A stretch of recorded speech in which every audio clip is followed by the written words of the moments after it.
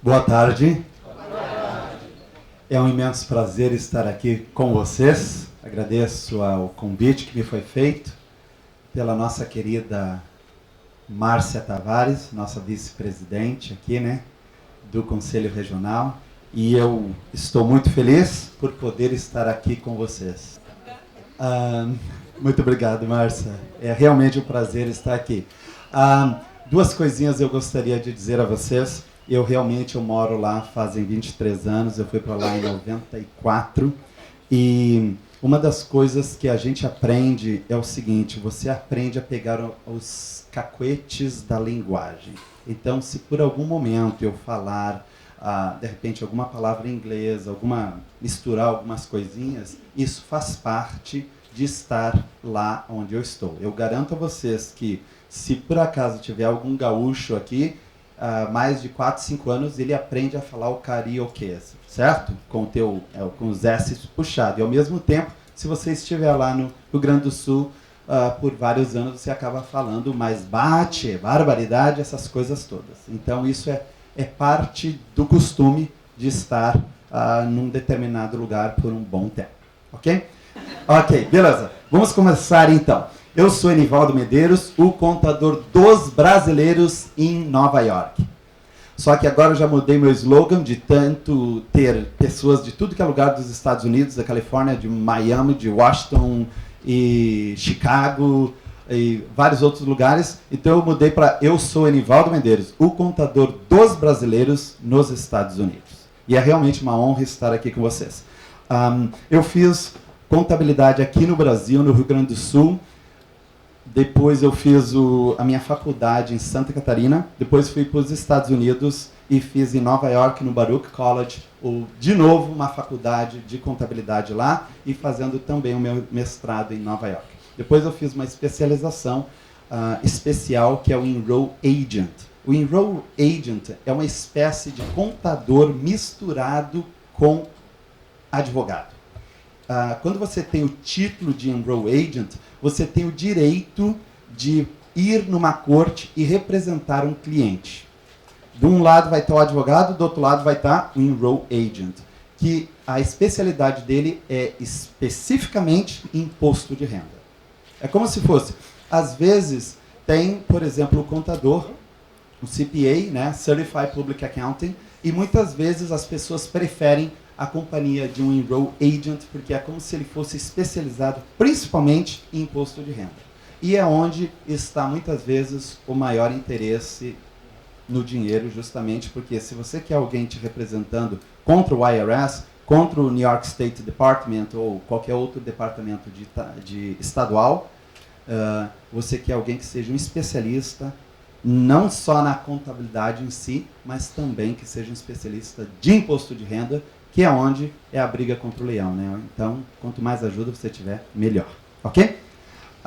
Nós vamos falar de duas coisas aqui importantes. Vamos primeiro começar com abrir uma companhia nos Estados Unidos. Vocês, como contadores, é claro que vocês podem abrir a companhia para vocês, mas mais do que isso, é importante que vocês abram para os seus clientes. Muitos de vocês conhecem clientes que muitas vezes, por ver a situação financeira dele, quem sabe ele seja uma pessoa que tem uma grande empresa aqui, uma grande indústria, ou mesmo um grande empresário, você pode ajudá-lo a abrir uma empresa nos Estados Unidos. Esta palestra foi especificamente visando isso, olhando a possibilidade do empresário abrir uma empresa lá, ok? Então eu vou mostrar para vocês alguns pontos importantes. Deixa eu me acertar com ele aqui. Vamos supor, a primeira parte é quais as vantagens de expandir a minha empresa nos Estados Unidos. Pode ser a sua, pode ser do seu cliente que você está representando. Quais são as vantagens? O que vocês acham que seriam as maiores vantagens lá nos Estados Unidos? Carga tributária. Alguma outra sugestão? Na verdade, expansão do seu negócio. É super interessante você dizer que tem uma sede em Nova York, uma sede no Rio de Janeiro, em São Paulo, uma sede em Las Vegas, uma sede em uma sede em Los Angeles, Miami, certo? Porque dá uma visão de que o seu business está realmente expandido. Reconhecimento internacional. O fato de usar, principalmente Nova York é considerada a capital do mundo. Aqueles que já foram em Nova York sabem por que é considerada a capital do mundo. Você vê, assim como eu estou vendo diferente tipo de rostos e pessoas aqui, lá é assim. Só que, em vez de eu olhar uma plateia como vocês e dizer que todos são brasileiros, seria, aqui eu teria russo, chinês, alemão, da Venezuela, do México, da Itália, de tudo que é lugar do mundo, o tempo inteiro. Você entra dentro do metrô, você vê estrangeiros, você sai do metrô, tem um monte de estrangeiro, anda na rua, por todos os lugares, entra dentro do restaurante, o tempo inteiro você está em contato com pessoas diferentes, de diferentes lugares, diferentes culturas, né? Então isso é super interessante, o fato de estar em Nova York por causa dessa interação internacional. Outra é desburocratização. Eu peço desculpa a vocês, porque eu não gosto de falar muito sobre a desburocratização. Porque, às vezes, não dá muito para comparar com o Brasil. Então fica, às vezes, um pouco chato falar isso, porque eu não sei porquê, mas aqui é tão complicado. Então, se eu não falar muito disso, é que, sabe, que às vezes quando a gente compara demais, o pessoal fica, mas aqui é diferente e não dá para mudar. Então, mas é super simples. Nos Estados Unidos, vocês vão ver, já vão entender. Alta lucratividade. Por causa de que lá tem as taxas menores e é bem mais objetivo, você pode ter muito mais, a sua lucratividade pode ser bem maior, ok? Realização de um sonho. Muitos têm o desejo de abrir um negócio nos Estados Unidos ou em outro lugar, mas é simples, pessoal, não é complicado, não. Às vezes, quando eu falo assim, principalmente para um grupo de empresários, eles às vezes têm aquela ideia de que o negócio é tão complicado, como é que eu vou fazer isso? Vou precisar de muito dinheiro. Não é não, é simples. O americano, os Estados Unidos, ele pensa o seguinte, ele pensa na oportunidade que você vai dar para eles, ou seja, o dinheiro que você vai trazer e o negócio que você vai fazer para eles. Se eu fosse imaginar que você fosse trabalhar para mim e você estaria me ajudando a ganhar dinheiro, por que é que eu vou impedir você de fazer isso? Está entendendo? Então, se você for nos Estados Unidos abrir um negócio e esse negócio vai virar um negócio lucrativo para o país, por que é que eu vou impedir você de abrir um negócio? Quanto mais negócio eu puder ter de estrangeiros que me deem lucro, que façam o meu país crescer, melhor para mim, não acha? Então, para que dificultar? É o contrário. Às vezes, em alguns lugares do Brasil, não aqui, lógico, mas em outros lugares do Brasil, eles têm esse negócio de tudo tem que dificultar antes de facilitar. Lá não. Primeiro facilita, para depois ver se precisa complicar. Mas é fácil. Vamos lá, então. Realização de um sonho. Tem pessoas que têm sonho sobre isso. Pedi, dá-se-vos-á, buscar e achareis. Esse é um verso que eu gosto. A única coisa que eu ponho aqui é o seguinte. Tem pessoas, às vezes, que não faz alguma coisa, não realizam um sonho, porque eles não pedem, não procuram, não batem no lugar certo. E, às vezes, é tão simples algumas coisas e a gente não faz porque não pede, porque não vai atrás, ok? Eu sei que não é esse o caso de vocês, mas outras pessoas por aí, elas não procuram. Mas quero abrir a minha empresa nos Estados Unidos. O que eu faço e quanto vai ser o meu investimento? Vamos supor, essa é a primeira pergunta. Primeiro passo. Que tipo de negócio você quer? Você quer a continuação do seu atual negócio? Ou você quer abrir um novo negócio? Você quer produto ou você quer serviço? Que tipo de empresa? Vai ser uma corporação ou uma LLC? LLC é uma Limited Liability Company. É uma espécie de uma limitada aqui para vocês. Ok? O segundo passo. Decidir o nome. Olha só as dificuldades. Ok? Aqui nós começamos com a dificuldade. Primeiro, eu até vou voltar aqui para que vocês entendam direito. Olha a grande dificuldade que eu tenho para abrir um negócio. tenho que decidir se é a minha continuação do meu negócio ou vai ser o meu próprio negócio. Quanto tempo você demora para decidir isso? Alguns, muito tempo. Outros, nem tanto. Depende de você. O que você realmente quer abrir lá? Certo? Depois, você vai ser o quê? Vai vender algum produto ou você vai prestar algum serviço lá? O que você quer fazer? Tem muitos que vão daqui, e vamos supor, como contador, se você não sabe inglês, não tem os requisitos especiais que lá vão te pedir, talvez você não consiga ser um contador lá, pelo menos de imediato, certo? Mas daí você pensa, pô, eu não posso ser um contador, que mais eu posso ser? Posso vender um produto? Pode. Posso fazer um serviço diferente do que eu faço aqui? Posso. Então, lá, o que é gostoso dos Estados Unidos, e às vezes é um pouco difícil falar para as pessoas de fora, é que lá qualquer serviço ou produto funcionam. Basta você querer trabalhar. Um dos clientes meu, ele chegou em abril e ele estava me perguntando, pedindo uma ajuda. Nivaldo, o que eu faço? Eu estou com um grande problema. Qual é o seu problema? Bom, o meu problema é o seguinte, eu quero comprar uma casa. Até aí não tem problema, né? Quero comprar uma casa, ok, tudo bem. Não, mas é que eu estou com $1 milhão no bolso e eu quero comprar uma casa.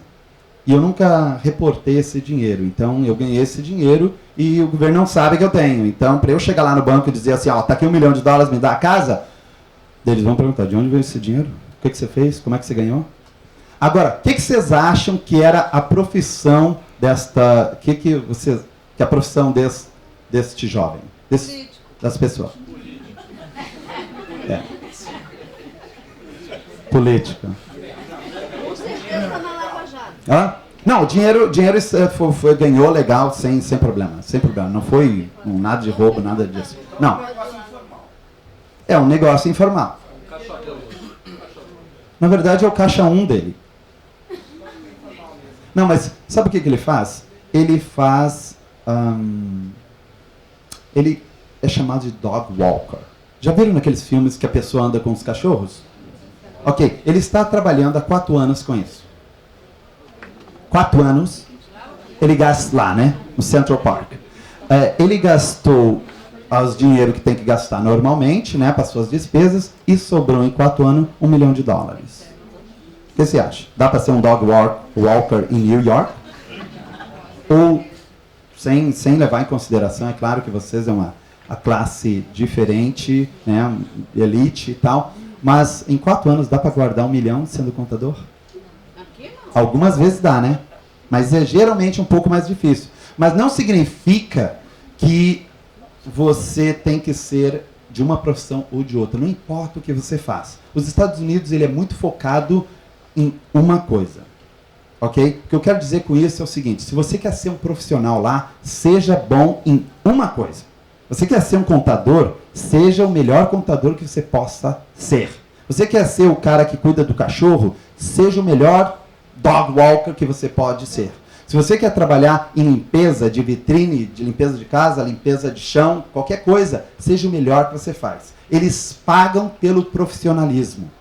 Tá entendendo? Se você faz uma coisa e faz bem feita, as pessoas te reconhecem por aquele serviço. Por exemplo, se eu estiver no meu escritório e a lâmpada, por acaso, deu um problema, é simples abrir um negocinho, tirar a lâmpada e botar outra? É simples, né? Muito fácil, eu posso fazer isso, né? Mas e se eu fizer e por acaso, naquele momento, dar um curto-circuito e queimar todas essas lâmpadas? Vocês acham que eu vou pagar o pato por causa de um negocinho? Aí se eu fizer, sim, eu vou pagar. Mas não, eu não vou mexer. Quem é o responsável de trocar a lâmpada? Sou eu?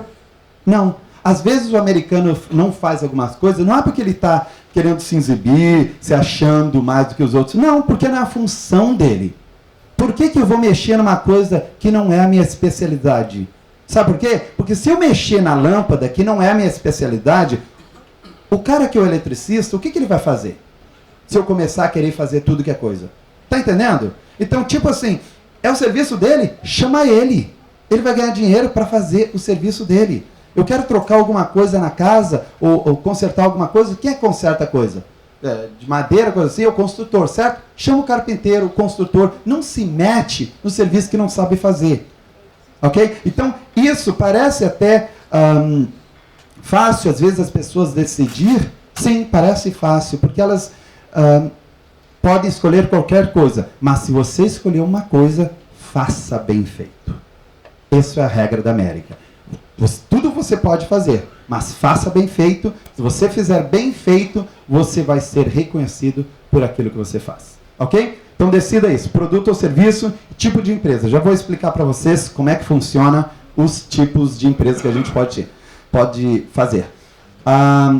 Decidindo, olha só, segundo passo, decidindo o nome, endereço, sócios e suas posições dentro, no caso, da minha empresa, né? Porque eu estava me dirigindo a você mesmo. Então, você pode pensar sobre o nome da sua empresa? O endereço dela?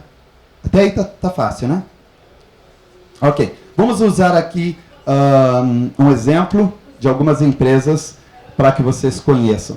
Quando a gente decide usar o nome da empresa, você pode fazer duas coisas. Vamos supor que essas pessoas foi uma das empresas que eu criei o ano passado, de alguns colegas no Instituto Tânia Zambon.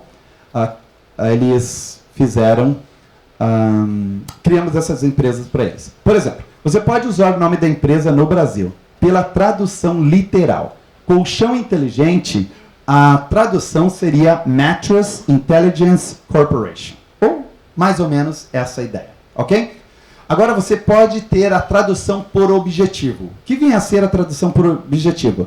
Por exemplo, Instituto Dr. Carr, que é o martelinho de ouro, certo? Não existe martelinho de ouro.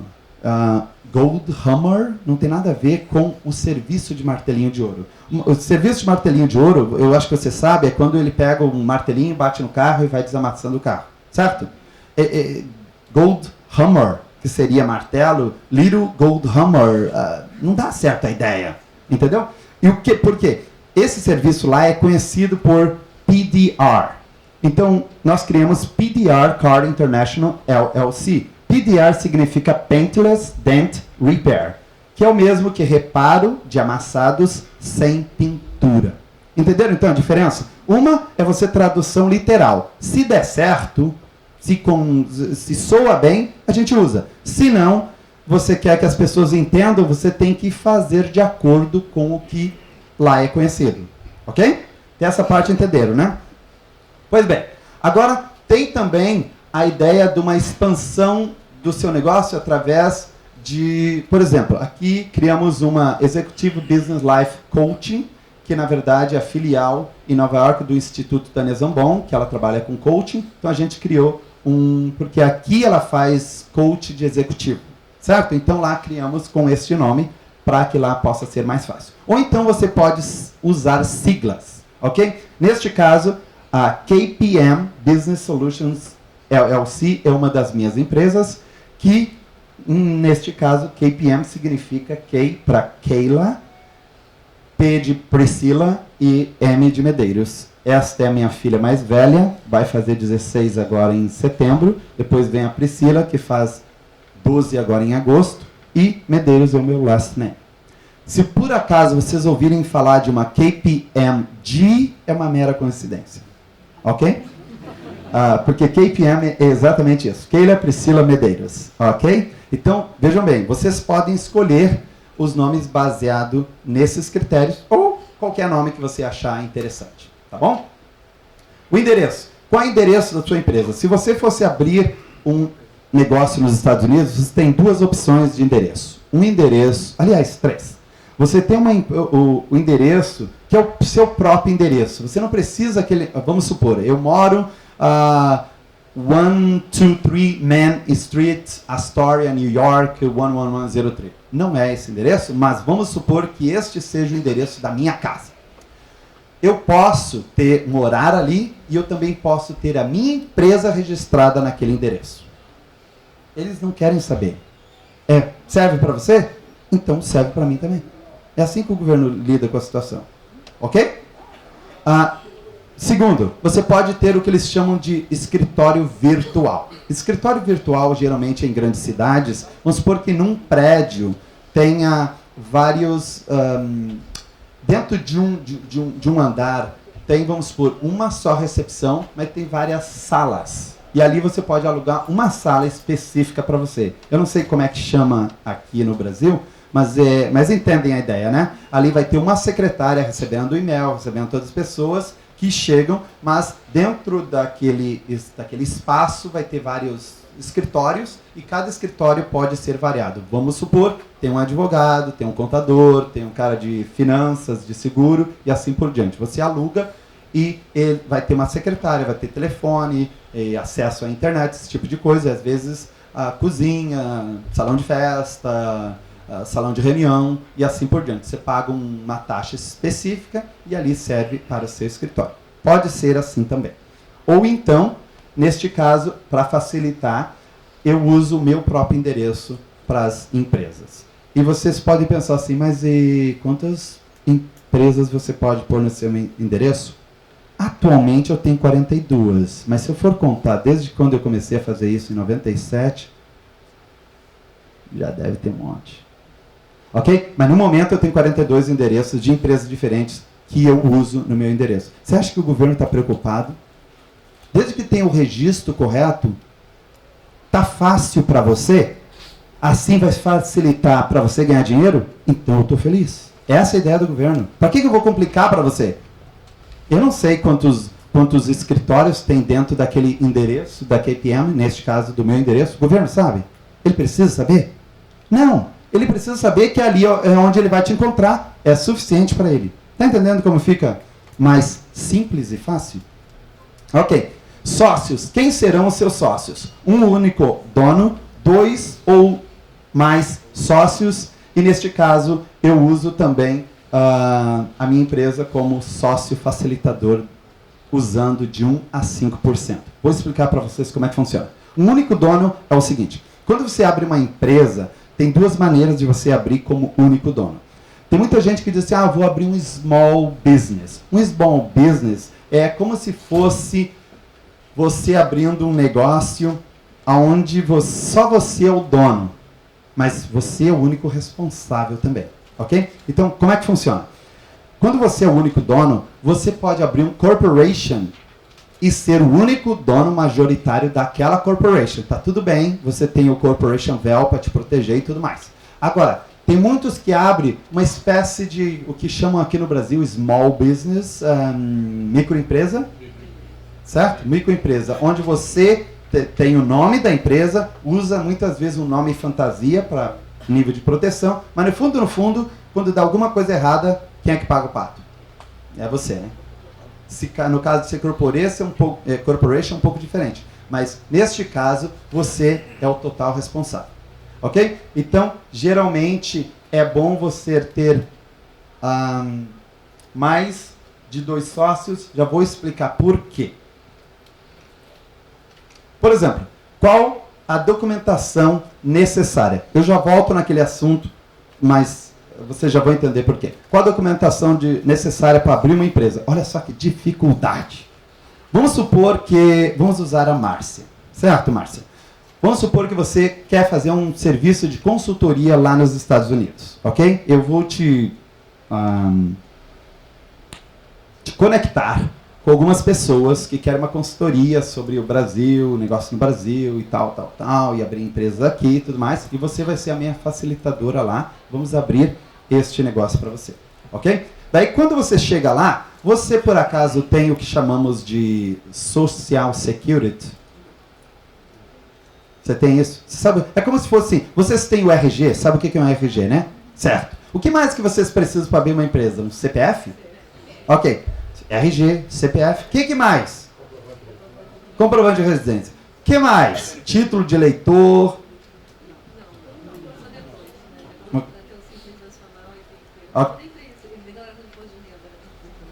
Ok. Márcia, você tem a identidade dos Estados Unidos? Você tem o CPF de lá? Nem o RG? E agora? O que a gente faz? Mas a Márcia vai trazer negócios para nós lá. Eu vou ganhar dinheiro com a Márcia. E ela vai ganhar muito dinheiro lá em Nova York. É interessante eu ter a Márcia lá. O governo pensou nisso. Como é que eu vou impedir o estrangeiro de vir aqui e abrir um negócio aqui? Eu vou perder o dinheiro dele? Não! Vou facilitar o negócio para ele. Então o que eu faço? Olha só que dificuldade. Você vai chegar lá com o passaporte, certo? De preferência com o visto. Mas se você não tiver o visto, também podemos fazer. Ok? Mas vamos supor que você entrou com visto em vez de entrar pelo México. Ok? Por favor, eu tô... A gente... Ok? Eu estou fazendo assim só para brincar, ok? Me perdoa, querida. Ok? Então, vamos supor. Daí, como ela não tem um visto, um Social Security, que é como se fosse o RG de vocês, eu crio uma autorização que é chamado ITIN, que a gente chama, né? Que é referente ao CPF aqui. O ITIN seria Individual Tax Identification Number, ok? É a mesma coisa que o CPF. E daí eu uso o facilitador KPM. Por que eu uso o facilitador? Porque quando você tem duas pessoas, se torna um pouco mais fácil. Porque ela chegou lá, ela quer abrir empresa, certo? Ela quer começar a trabalhar. Este ITIN, ele demora mais ou menos 30 dias para que o governo te dê essa autorização, ok? Só que ela quer abrir em 5 dias. Ela quer semana que vem já contactar os empresários milionários e fazer a sua consultoria. 3 semanas esperando isso é muito dinheiro perdido, certo? Então a gente tem que fazer o negócio ser mais rápido para ela. Então entra eu como facilitador de 1 a 5% da empresa como sócio dela. A responsabilidade toda vai ser para ela. Eu só sou o contador. Certo? Mas ao mesmo tempo, a gente vai no banco juntos e daí eu chego no banco e digo, ó, é no meu endereço, sou facilitador. Eu não digo que eu sou facilitador, eu digo que eu sou um dos sócios com ela. Vamos lá no banco, abrimos a empresa, registramos tudo, pronto. 2 dias depois, ela está com a empresa formada, com conta do banco aberta, tudo prontinho para operar. Serve para você? Ok? Beleza. Então... Ok. Sobre o visto ele tem uma validade, né? O visto tem uma validade, 6 meses. Essa empresa vai durar só 6 meses? Como é que funciona? Ok. Ele está perguntando sobre a validade do visto. Lembra para vocês... lembrem quando eu disse a vocês que podia ter entrado pelo México? Sem visto, sem nada? Para eles é indiferente. No caso do IRS, que é o governo... a Receita Federal, para eles é indiferente. Se você entrou pelo México, como é que você entrou lá? O que vale é a sua intenção. Sabe por quê? Vou até cortar a ideia aqui e explicar uma coisa para vocês. Lá não importa a sua situação legal ou ilegal quando se fala em questão de imigração. Para o governo, para o leão lá, não interessa. Eles chamam de dragão, né? Para eles não importa a sua situação. O que importa é o seguinte, você ganhou dinheiro? Então eu também quero.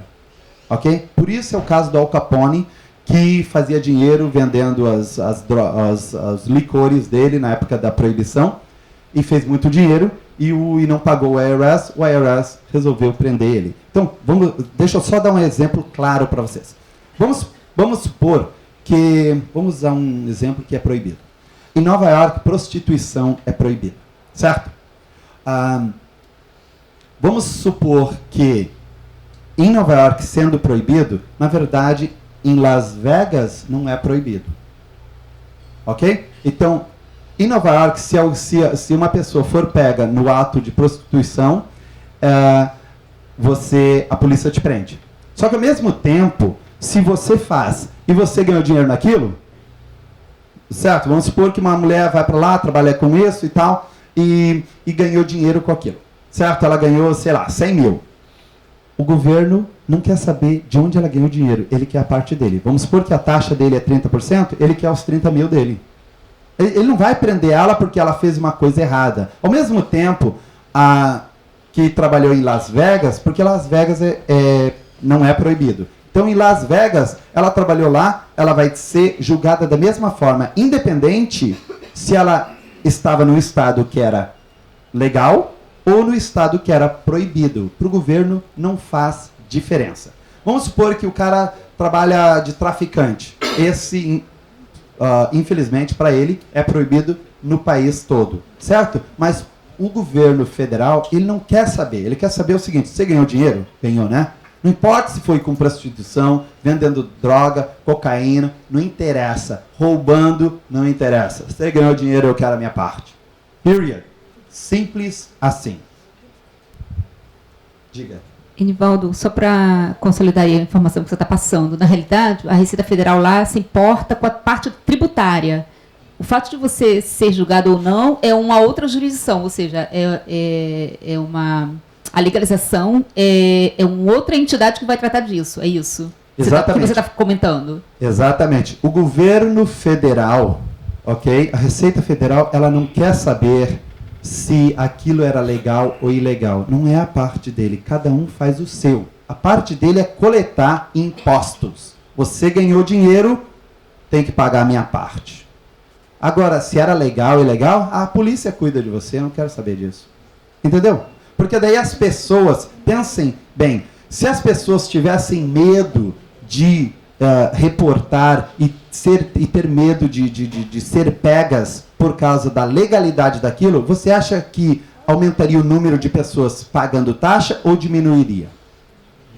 Lógico que diminuiria, as pessoas iam ter medo. Aí, se eu falar para o governo que eu ganhei isso daqui, ele vai provar que eu roubei, que eu isso, que aquilo, que eu peguei daquilo, dali. Não importa. A pessoa tem medo, ela não quer reportar. O governo disse, não, escuta, não tem problema não. Não tem problema não. Não precisa ter medo de mim. Eu não quero saber de onde você ganhou esse dinheiro. Eu só quero saber o seguinte: você ganhou, me dá minha parte que eu pronto. Os outros governos que se preocupem, os outros órgãos, a polícia e tudo mais, que se preocupem com prender você. Não eu. Sabe por quê? Porque daí ele põe dinheiro no bolso dele. Cada um na sua área. O importante para ele é coletar dinheiro. Certo? Então, para que ele vai se preocupar em fazer julgamento, gastar dinheiro, investigar a pessoa, botar a polícia aqui? Para quê? Deixa os outros, cada um na sua. É claro que ele tem a própria polícia dele, né? Então, por isso que muitas vezes, quando eles pegam um criminoso que já comprou casa, que já comprou outras coisas, a polícia prende ele pelo crime. O IRS vai lá e pega as coisas dele porque ele não reportou. Assim funciona. Entendeu? Ele acabou de comprar uma casa, nunca reportou o imposto para ter comprado aquela casa, o governo vai lá e, não, é minha. Por quê? Porque ele não reportou, faz 10 anos que ele não reportou. Calculando juro disso, juro daquilo, penalidade daqui, dali, lá, a casa é minha. Pronto. Assim que ele faz. Certo? Ok, voltando aqui então. Registro federal. Aquele que eu falei, né? Não, isso aqui uma vez que você vai fazer a empresa. Ok? Eu vou registrar ela no Departamento Federal do país para que ela tenha um número que vocês chamam aqui CNPJ. Eu faço online, 15 minutos. É uma mera... Por isso que eu não posso... Eu sei que aqui vocês demoram 10, né? Mas, por favor, a gente... Né? Ainda demora 15 minutos. Depende de quem está typing, né? Quem está escrevendo. Então, desculpa, pessoal. Né? O registro de sales tax. Esse daqui talvez semelhante ao ICMS que vocês pagam. Mais ou menos uns 30 minutos. Né? Porque tem mais folha para preencher, então demora mais. Registro do Departamento de Trabalho, 60 minutos. Esse daqui realmente tem um monte de folha para preencher, então por isso que demora 60 minutos. E o registro estadual e contrato social. Demora de 1 a 3 dias. Na verdade, demora 2 horas. Na verdade, demora 2 horas, mas às vezes eu não posso fazer naquele momento, tem que esperar um pouquinho, entendeu? Então, por causa do meu tempo, eu digo que demora de 1 a 3 dias. Entenderam? Bom, então é assim que se forma uma empresa.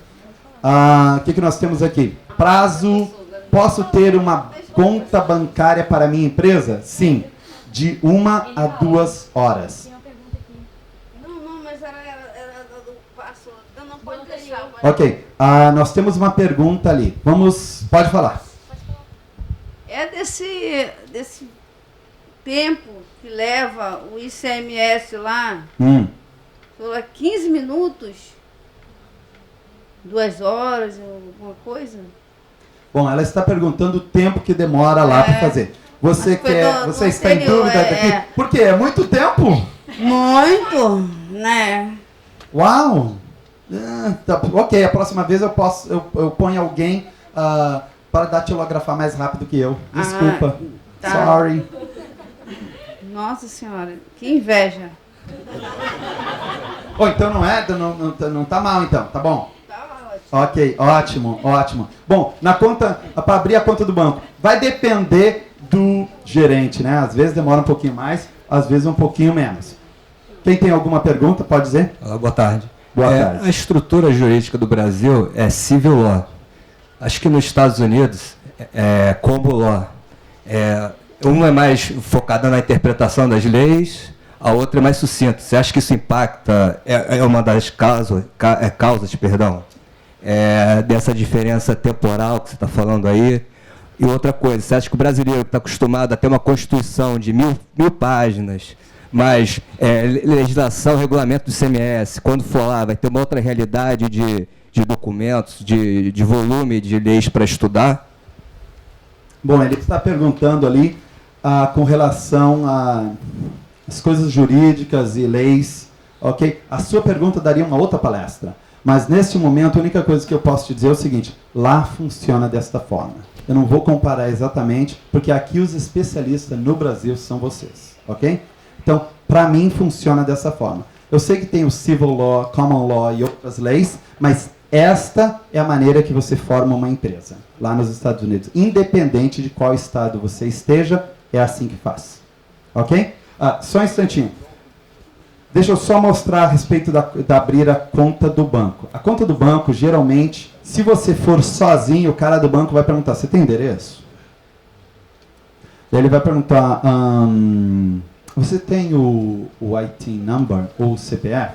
Neste caso, usando o exemplo que eu dei a vocês, a Márcia, como alguém que vai abrir uma empresa lá, e ela está com pressa, eu estou abrindo em 2, 3 dias, ela acabou de chegar lá, abrindo em 2, 3 dias, eu estou facilitando para ela, usando o meu endereço e dizendo para eles que sou um dos sócios, que eu tenho Social Security, então facilita para ela. Mas sim, se ela esperar os 30 dias, chegar o IT number para ela, ok? Daí ela pode, ela mesma, ir lá no banco sozinho, sem precisar que eu vá junto, e abra a conta da empresa dela apenas com o IT number e com as documentações que eu vou dar na mão dela, ok? Então, pode me usar para ser mais rápido, no caso, 2, 3 dias, ou pode ela mesma, assim que receber o número, pode fazer. Ou ela pode simplesmente me passar as informações daqui, eu consigo o número para ela lá. Depois de um mês que chegar, eu aviso ela: Márcia, já chegou, pode vir. Daí ela, pega o avião, chega lá no outro dia, vai na conta do banco e está pronta. Ok? Então é complicado desta forma. Jovem. Nivaldo, aqui no Brasil, o cidadão médio, ele quer abrir uma empresa, um simples, uma microempresa, etc. Ele vai levar aí, vamos dizer, 30 dias e ele vai gastar em torno, só para efeito de observação, $1.000, né? R$3.000, por exemplo. Tá? E lá que leva um mês. Lá, ele leva 2 horas. Quanto custaria? Eu não estou falando para um estrangeiro, eu estou falando para um cidadão médio. Ele quer abrir uma empresa, uma corporation, uma LLC pequenininha lá. Qual seria o custo? Porque lá é 2 horas, aí aqui dá um trabalhão, às vezes nem vale a pena. Como é que fica aí essa questão lá, só para ter uma ideia? Ok, ele está perguntando sobre quanto custaria para abrir uma empresa, porque parece tão simples e tão rápida, né? É simples e rápida. Depende quem você pega para abrir a empresa, ok? Depende das pessoas que vão te auxiliar, eles vão te cobrar um pouco mais do que outras pessoas. Eu geralmente, eu não sei se é bom ou se é ruim, mas geralmente eu faço o seguinte: o preço que eu dou para a pessoa que aparece no meu escritório é o mesmo preço que eu dou para uma pessoa que me liga do Brasil, ok? Tem pessoas, inclusive contadores, e outras, não daqui, é claro, do Rio de Janeiro, de outros lugares, me ligam e digam: Nivaldo, abre uma empresa para o meu cliente. Eu abro a empresa para o seu cliente. Quanto é que você vai cobrar? Eu cobro, em média, $750 a $2.000, depende a minha participação, entendeu? Se ele quer que eu participe e tal, daí vai um pouco mais do meu envolvimento, então o máximo seria em torno de $2.000 para abrir a empresa. Ok? Só que quando eu falo isso, a pessoa diz, não, mas espera aí, eu vou cobrar do meu cliente $6.000. Gente, quando ele chegar lá e ele me perguntar quanto é que foi, eu vou dizer para ele que foi $2.000. Você quer cobrar 6 dele, não tem problema. Mas diga para ele que você está cobrando 4 extra, porque quando ele chegar na minha frente e perguntar quanto foi, eu vou dizer que foi 2. Entendeu? Então, para mim, o que vale é o seguinte, eu não posso ser, só porque eu estou fazendo para o brasileiro do Brasil, o cara é um magnata, tem $1 bilhão, que nem a Márcia, eu não posso... entendeu? Daí eu não posso cobrar dela só porque ela é milionária, eu não posso fazer isso, entendeu? Vai ser o mesmo preço que qualquer outra pessoa chega lá, o dog walker guy que chegou lá e queria abrir empresa, eu abri empresa para ele pelo mesmo preço que qualquer bilionário chega lá e abrir, ok? Eu não faço acepção de pessoas, nem de cultura, né? Lá todo mundo é prático e sucinto, é isso aí. É claro que existem parcerias, podemos conversar sobre parcerias, é diferente, entendeu? Porque depende do serviço extra que você cobra. Por que eu cobro 2.000 para algumas e 750 para outras? Depende da minha participação, entendeu? Participação que eu digo é envolvimento. Se você quer que eu seja um dos representantes, eu não vou te cobrar, mesmo do outro que eu não preciso ser o representante para ele, certo? Então, apenas isso. Mas eu sou sempre claro nos preços e nas coisas, ok? Então, seria isso. Eu quero ver se aqui tem, nem lembro mais, quais empresas. Ok, isso aqui é muito complicado. Deixa eu voltar aqui para vocês. A respeito das empresas de 2 sócios, funciona o seguinte. Temos a Corporation e a LLC. A Corporation funciona da seguinte maneira. Vamos usar um exemplo bem simples. Quando você forma uma corporation, eles têm o que eles chamam de corporation veil. É como se fosse a corporation te protege como indivíduo. Então, se alguém for como chama sue para vocês? Processado. Se alguém for processar você, eles não podem processar você como indivíduo, mas sim processar a sua empresa. Então, depende se tiver 5, 10, 15, 20, 50 sócios, eles estão protegidos pela empresa. Depende também a culpabilidade de cada um, é um caso diferente. Mas, em geral, estão protegidos. Ok? Vocês sabem disso, como funciona a corporation. Só que lá tem um outro esquema chamado LLC, que seria a limitada. Ela tem 3 maneiras, é a melhor, mas tem 3 maneiras de ser feita. A primeira maneira da LLC é quando você é apenas um dono. Quando você é um dono, ela não te dá proteção como corporation. A menos que você transforme ela para uma S-corporation, que é um outro caso, mas ela não te dá proteção. Então muita gente abre empresa, vai online e abre empresa, LLC, e abre sozinho. Certo? O fato de eu ser um facilitador te ajuda nisso também. Se você for abrir sozinho uma LLC, você pode. Você pode esperar os 30 dias, depois que receber o seu IT number, e abrir, então, a empresa você mesmo. Não tem problema. O único ponto é que quando você abre só você é como se fosse metade de você é business e a outra metade é indivíduo. Dá para separar na hora do problema? Esse lado vai para lá, o outro vai para o outro? Não dá, né? Partir no meio, daí não dá nada mesmo. Então, o que você faz? Quando você tem 2 pessoas, você adquire o véu, ou sistema privilegiado de ser uma corporation. É como se você fosse assim, ó. Imagine vocês uma criança de 12 anos e tá jogando bola com os amigos, beisebol com os amigos, aquela bola é dura pra caramba, ele jogou e quebrou o carro do vizinho, ou a janela do vizinho. Quem vocês acham que vai ter que pagar aquela janela ou o vidro do carro? Os pais, né? Lógico. Os pais ou os responsáveis daquela criança. Por quê? Porque a criança é de menor. Ok?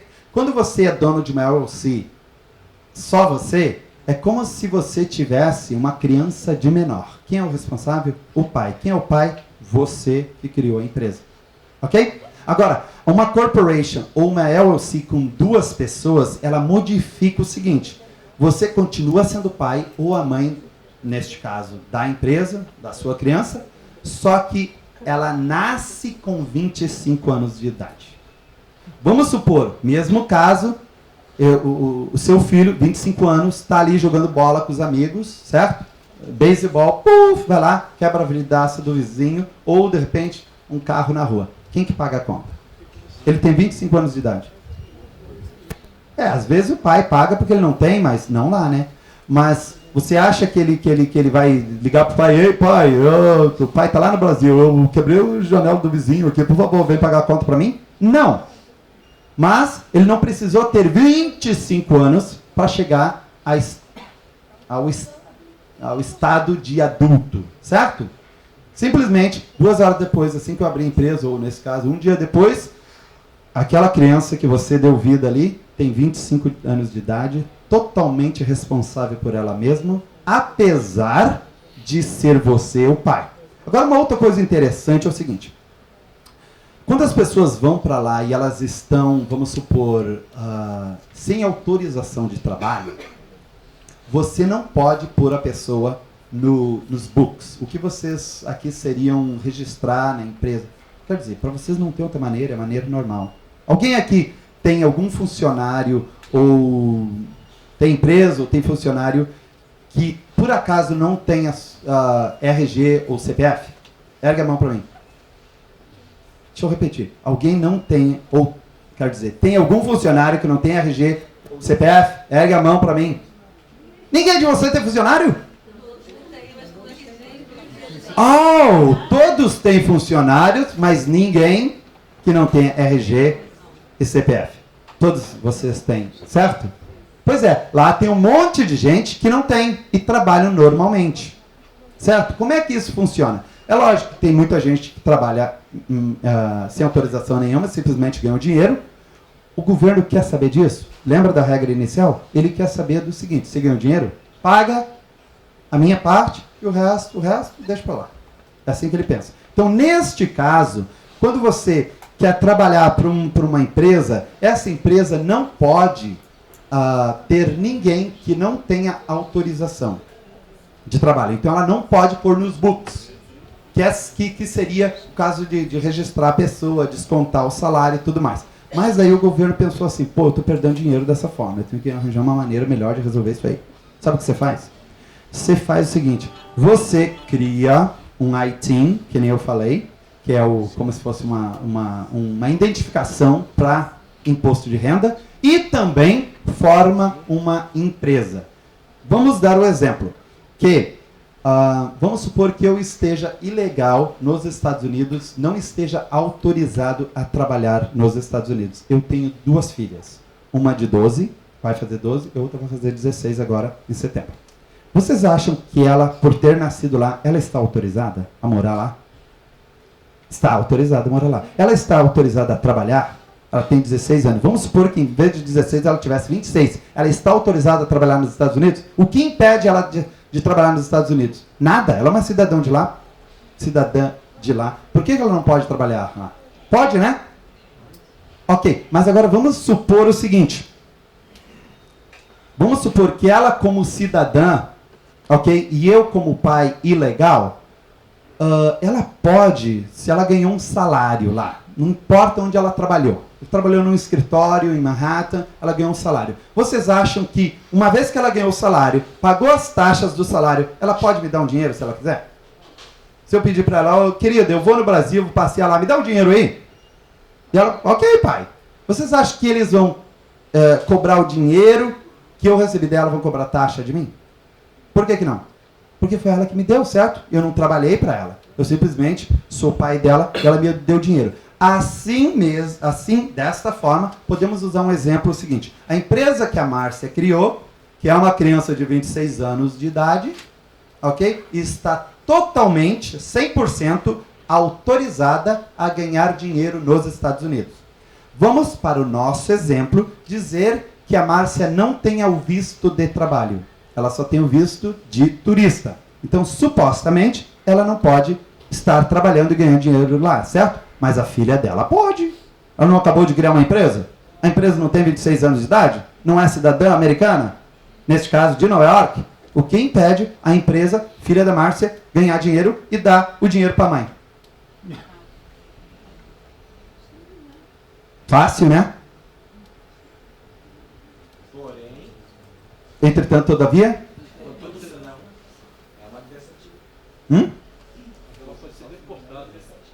Não tem nada a ver, porque eles não olham dessa forma. Entendeu? Veja bem, o que eu estou falando para vocês é como se fosse um segredo de contador. Certo? Eu estou falando isso para vocês porque vocês são contadores. Vocês é uma classe especial, por isso que eu estou falando isso. Porque eu quero que vocês entendam que é mais fácil do que você pensa. Eu não falo isso para qualquer empresário, eu não explico desta forma para qualquer empresário. Entendeu? Porque quando você facilita as coisas, eles ficam assim, não, peraí, tem alguma coisa errada. Não, às vezes eles até me não me dão crédito, eu acho, não, alguma coisa está errada com esse cara. Como é que ele fala um negócio desses? Well, eu trabalho lá e é isso que eu faço desde 97. Então já deu o quê? 20 anos, né? Trabalhando com isso. E é assim que eu faço e é assim que todos os contadores falam. Só que a gente nem sempre, dá o pulo do gato, um negócio desse jeito. Pois é, mas para vocês eu acho que dá para falar, né? Diga, jovem. Boa tarde. Boa tarde. Só para consolidar, para ver se foi exatamente o que eu entendi. No caso, a empresa, uma vez formada, você pode gerenciar essa empresa, né?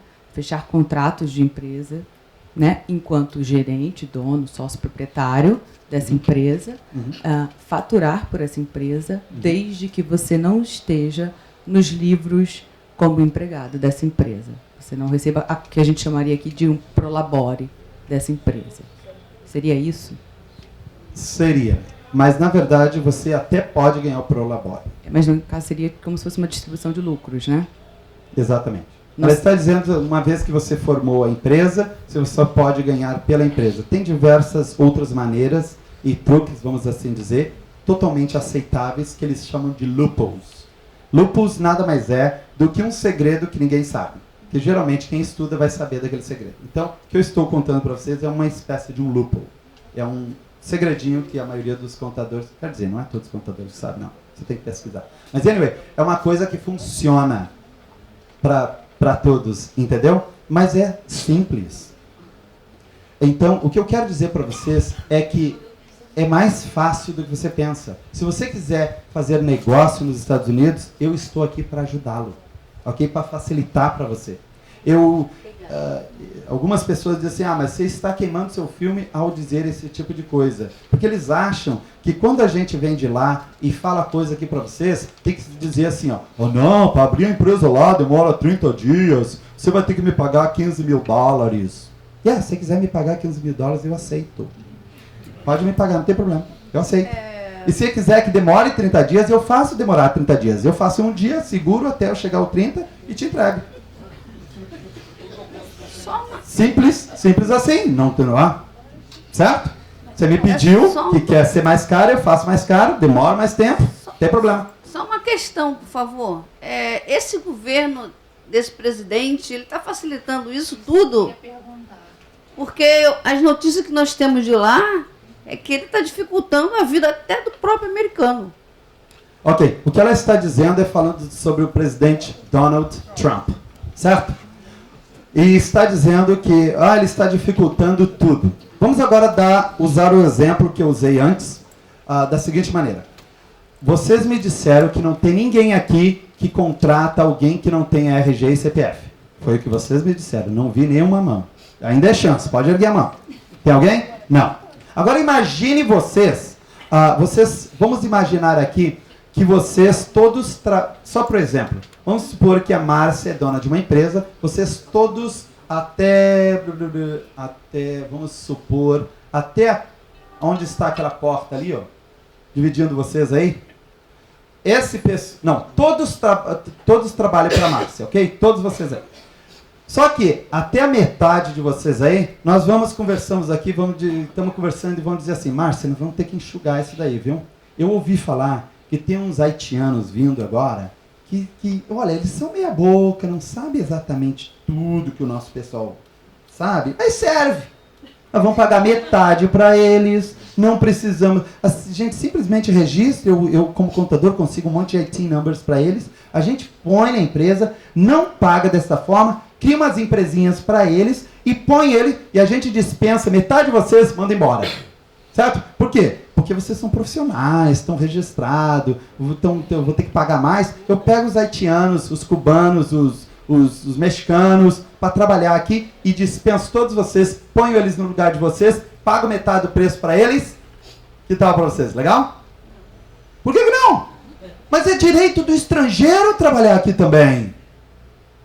Ok, o negócio é o seguinte, então voltando aqui à ideia, o pessoal que eu tenho que dispensar, desculpa, é que vocês chegaram atrasados, então eu vou ter que dispensar vocês, não ia gostar dessa ideia, né? Mas daí, o pessoal... Não, agora eu já sei que tem, não se preocupa.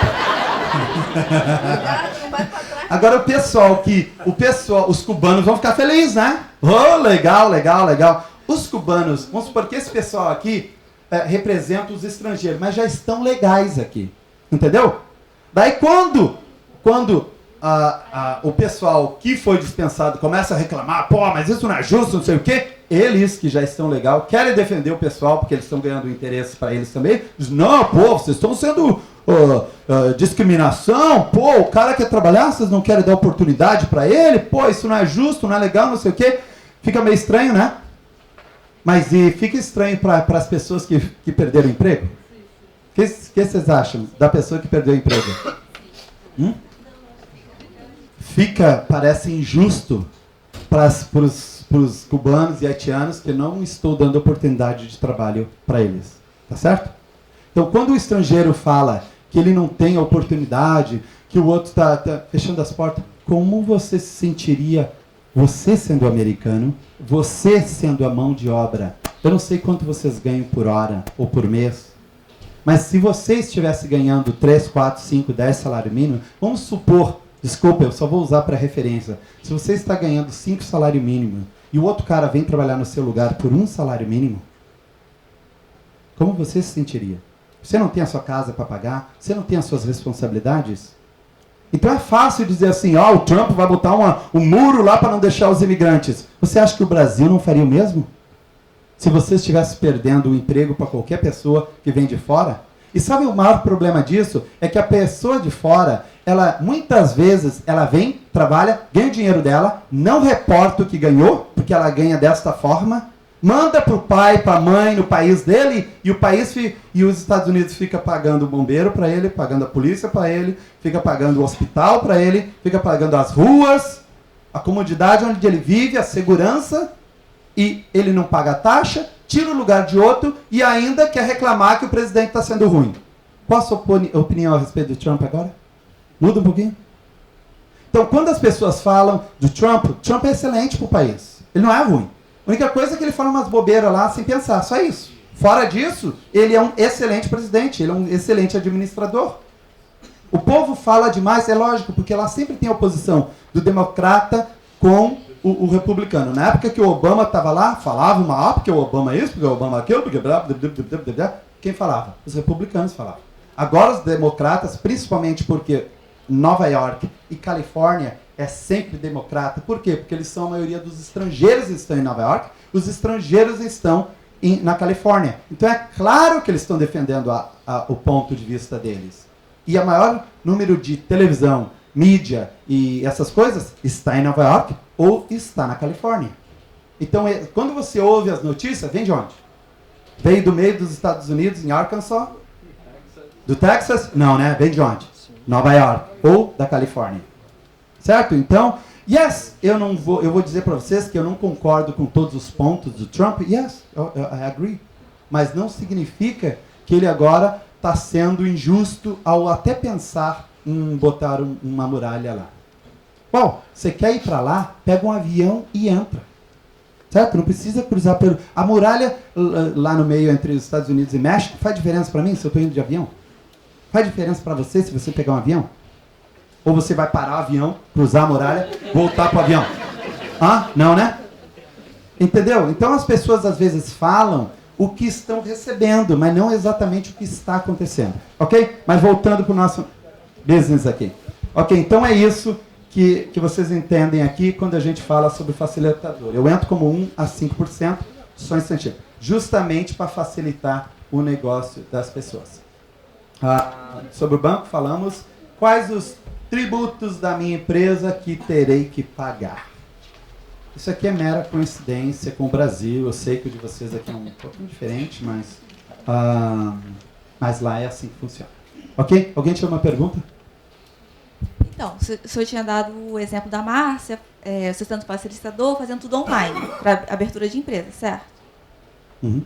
Então, se depois que ela abrir empresa, conseguir o CPF e tudo mais, o visto definitivo lá, ela desfizer o negócio, quiser ser independente, desfizer o negócio com o senhor, mudar o contrato, ela consegue fazer tudo online também? É tudo online?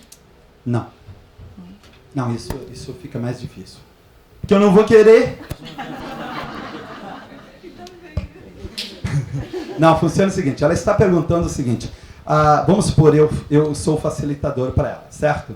Daí é lógico que nós vamos cobrar algum FII, uma pequena taxa por fazer isso para ela. Não para ela, mas para os outros que forem. Ok? Mas vamos supor que ela queira, a pessoa que vem faz o negócio e diz assim, não quero mais, vou fazer outra coisa. Geralmente o que eu faço é o seguinte, eu sou seu facilitador por, no máximo, 1 ano. Então você tem 1 ano para arranjar alguém, organizar o seu business e tal. Ok? Não é que se a pessoa quiser o próximo ano, eu não queira fazer, mas é melhor para mim, porque o próximo ano eu já tenho outras pessoas. Daqui a pouco eu estou com 40, 50 pessoas, eu como facilitador para elas. Para quê? Eu quero que ela crie a asinha dela e possa... eu posso ser o seu contador, garanto que você não vai conseguir outro tão bom quanto eu, mas isso é... apenas um detalhe. Então, a pessoa pode sim se tornar independente. O caso é o seguinte, a única coisa que ela tem que fazer... Será que eu conto para vocês? O que ela tem que fazer é uma minuta. Quanto tempo demora para fazer uma minuta? Você sabe o que é uma minuta? Sabem? Sim? Ok. Quanto tempo demora para fazer uma minuta? Exato. Depende de quem vai digitar. Vamos supor que nós vamos fazer o seguinte. Reunimos eu e Márcia e dissemos, Márcia, já fazem 6 meses que eu estou seu representante e agora, como você já inclusive encontrou um parceiro que você quer continuar com ele, beleza? Eu posso continuar sendo o seu contador, mas não preciso necessariamente ser o teu facilitador. Você já tem o teu IT number, a outra pessoa, inclusive, é um dos amigos, ele pode ou ter ou não ter um social ou ter um IT. Então, agora, nós reunimos hoje, decidimos que hoje, neste dia, vamos fazer uma ata, vocês chamam de ata, né? Minuta. E nesta minuta nós vamos constar. Eu, Enivaldo Medeiros... Não, começa lá hoje reuniram a comissão da corporação e tal. Geralmente a gente faz em inglês, então às vezes eu confundo. Foi reunido no dia tal, os membros da empresa, assim, e foi decidido que Enivaldo Medeiros está vendendo a sua participação de 5% para Antônio Carlos da Silva Jobim. E daí vai dizer lá, foi comprado por $1, e blá, blá, blá, blá, blá, blá, no dia de hoje, e todos assinam, blá, blá, blá, blá, blá, acabou, pronto, está feito. Ok? Se o meu nome estiver em algum dos registros estaduais ou federal, a gente vai lá, troca, põe o nome da Márcia, puf, acabou, 15 minutos depois, um dia depois, está pronto. Às vezes o sistema demora uns 3 ou 4 dias para eles atualizar, para você apertar lá e você ver como está lá. Ok? Falando nisso, vocês têm como acessar a internet aí? Deixa eu mostrar rapidinho para vocês. Tem alguém? Larissa, você pode acessar para mim? Ok. Então, é simples. Vamos supor que você queira fechar a sua empresa. Não quero mais. Beleza. A única coisa que é requerida é o seguinte. Você faz o imposto de renda por aquele ano. Ok? Se chegar em dezembro, você tem que fechar em dezembro. Se você escolheu que a empresa deveria fechar em dezembro, porque você pode escolher em qualquer outro mês que não seja dezembro, daí você chama de fiscal year. Se for fechar em dezembro, é chamado calendar year, porque acompanha o calendário. Sempre quando eles falam em fiscal year, eu acho que aqui para vocês é a mesma coisa, né? É quando a gente não fecha em dezembro 31, a empresa. Vamos supor, se você fechar em setembro, é fiscal year. Qualquer outro mês do ano, Ok? Então vamos supor que você tem a empresa por 3 anos e agora estamos em agosto, você diz, Enivaldo, quero fechar a empresa. Beleza, eu tenho que esperar o mês acabar. Assim que acabou o mês, eu faço imposto de renda reduzido para o ano de janeiro até agosto, a menos que a sua empresa fechasse em agosto. Daí eu estaria completando o fiscal year para então fazer o fechamento da empresa. Daí são 3 formas de fechar a empresa. Você marca lá que é o final year, ok? E depois que você marcou aquilo, você tem que estar pago todas as coisas que você deve, no caso impostos. Depois que você fechou o ano, você envia, eles vão demorar uns 15 a 30 dias, eles vão te mandar uma papelada de confirmação para fechar. É como se você mandasse para eles um formulário dizendo a minha intenção de fechar a empresa. Daí o departamento recebe, o departamento que faz notas recebe, confere no departamento do caixa, se você deve alguma coisa, ele vai conferir lá, opa, tá certo, tá pago aqui, pode dar o recibo. Bum, vem o recibo dizendo que você está tudo certo, que você está autorizado a fechar. Daí você pega aquela autorização, faz um outro formulário, manda para eles, e alguns dias depois eles mandam um certificado de dissolution. Simples assim. Ah não, aqui é mais fácil, né? Sua pergunta? Igual, na verdade são 2, tá? Vou abusar, tá? Aqui no Brasil, a legislação, no caso de sociedades empresárias, ela garante que existe o patrimônio da pessoa física não se comunica com o da pessoa jurídica, tá? E aqui nós temos a figura, lá no Código Civil, artigo 50, ele fala da desconsideração da personalidade jurídica quando é utilizado de forma fraudulenta, ilegal, uma questão aí de fraude de patrimônio, tá? E existe essa figura da desconsideração da personalidade jurídica. Não existe esse risco lá, não existe uma figura parecida de verificar esse tipo de coisa, hein? Exato. Sim. Ele está perguntando no caso de ter casos jurídicos e casos de pessoa física, certo? E a mistura de uma para outra em caso de fraude, essas coisas. Confusão patrimonial. Existe, é claro que existe. Assim como tem os fiscais lá da Receita Federal, eles vão investigar para você ver se você fez alguma coisa errada. É claro que existe. A questão é o seguinte, o governo americano ele é baseado na ideia de que todos vão fazer o que é certo. Ele não fica o tempo inteiro te investigando, botando dificuldades para ver se você está fazendo errado. A única coisa é que, se por acaso ele pegar você fazendo errado, você vai pagar por aquilo. Não tem passa a mão, não. Entendeu? Também tem a diferença. Se você deve para o governo, ele te deixa parcelar por umas 5, 6, 10 anos.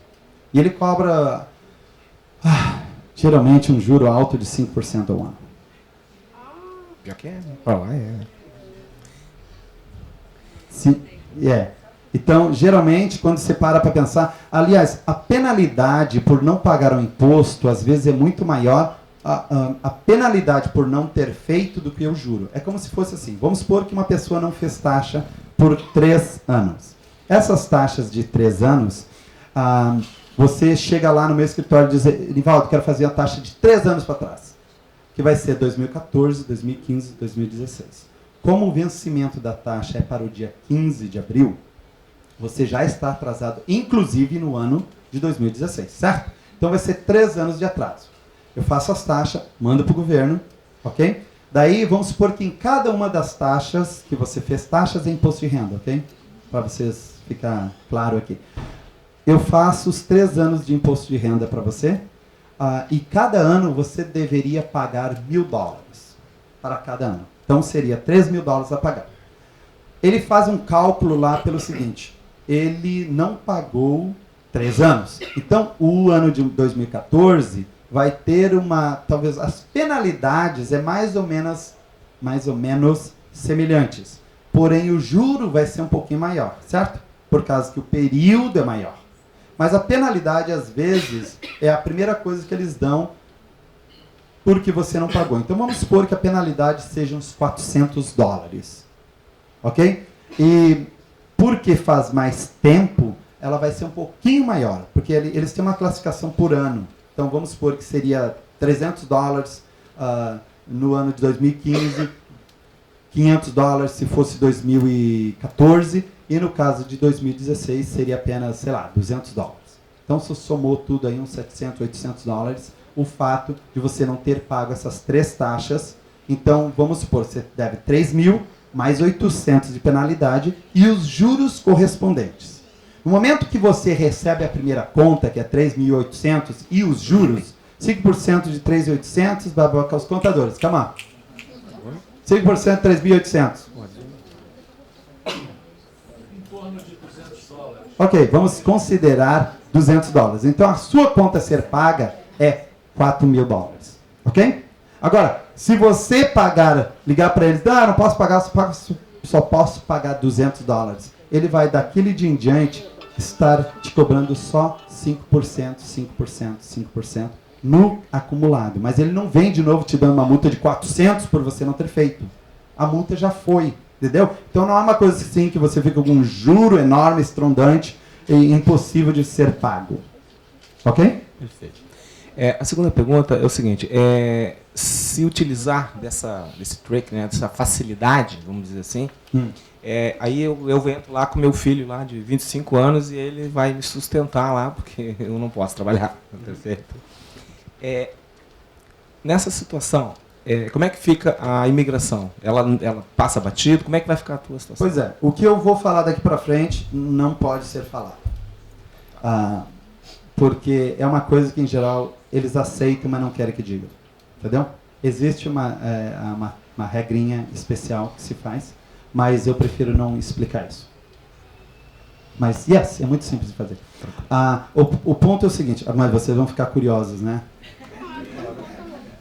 É o seguinte, a imigração, na verdade, ela não fala abertamente. Deixa eu usar um exemplo para vocês. Quanto que é o speed limit de vocês? A velocidade numa autopista aí? Vamos supor que nesta determinada autoestrada é 80 a velocidade. Se você estiver andando nela, você vai andar a 80? Só 80? Yeah, sure. Não, né? Geralmente você passa um pouquinho, ok? Vamos assumir que você foi até 90. A polícia está procurando pessoas que estão a 100 ou acima de 100. Você está 90, ela... deixa passar. Faz, como diz, vista grossa, deixa passar, ok? Agora, se você está 110, ela vai te dar uma multa, ok? E te voltar de 110 até 80, você está com excesso de 30. Ok? Porque você passou a velocidade. A regra é qual? 80. Ok? Mas o outro estava 90, 10 a mais e ela não parou. Eu não está procurando quem só passou um pouquinho. Se. É um negócio assim que subentende-se que é aceitável. Apesar de estar acima do que a lei pede. Ok? Agora, vamos supor que a mesma pessoa que está apenas a 90, ela está fazendo assim, ela está tipo bêbada, que nem eu, e cai no negócio aqui. Não, mas...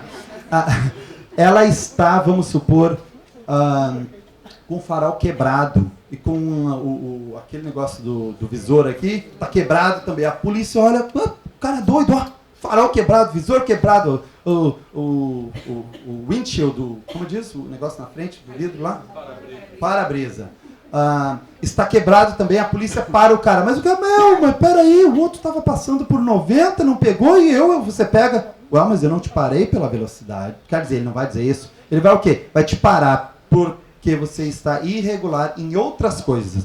Mas porque ele parou você naquela irregularidade, ele também pode te dar uma multa porque você estava 10 milhas, quilômetros acima do permitido. Correto? Então vamos supor, por causa disso, a imigração, na verdade, é como se ela fizesse vista grossa para você, dizendo que você está... ela te aceita. Porque, por uma razão, se você pagar o imposto, ela não se preocupa tanto se você está autorizado a trabalhar ou não. Ela está preocupada se você é um bom cidadão, no sentido de que faz as suas contribuições, paga as suas taxas. O que mais pesa para eles.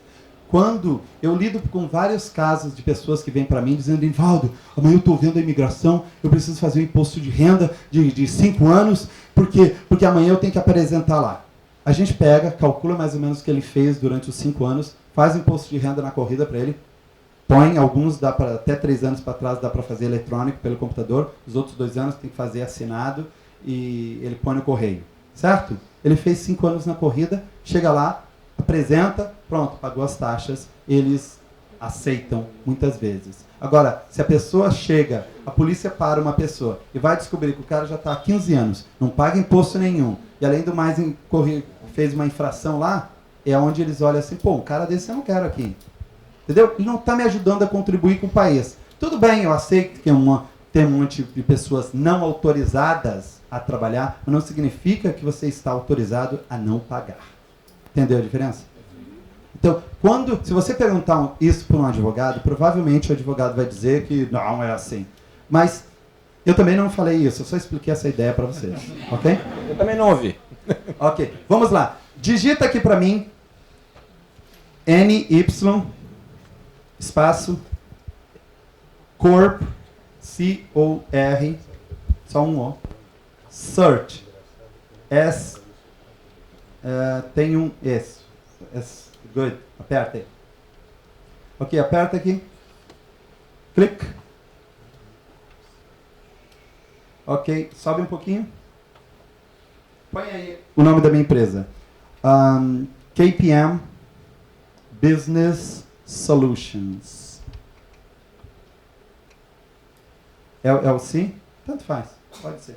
Active Only, põe aqui Begin. Muda esse Begin aqui para Contains. It's fine. Ok. 120. Sobe um pouquinho.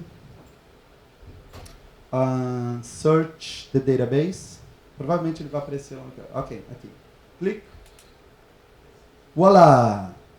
Ok, KPM Business Solution, 2010, blá blá blá, New York, Domestic Limited Liability, Nivaldo Medeiros, tem uma história, blá blá blá blá, o Register Agent não tem ninguém, porque eu mesmo sou o Register Agent da minha empresa, certo? Então foi criado em setembro de 2010. Agora, volta lá, vamos fazer o New Search. Eu acho que se você for aqui embaixo, vai ter o New Search ali. Ok, agora põe, apaga Business Solution, deixa só o KPM, Tax,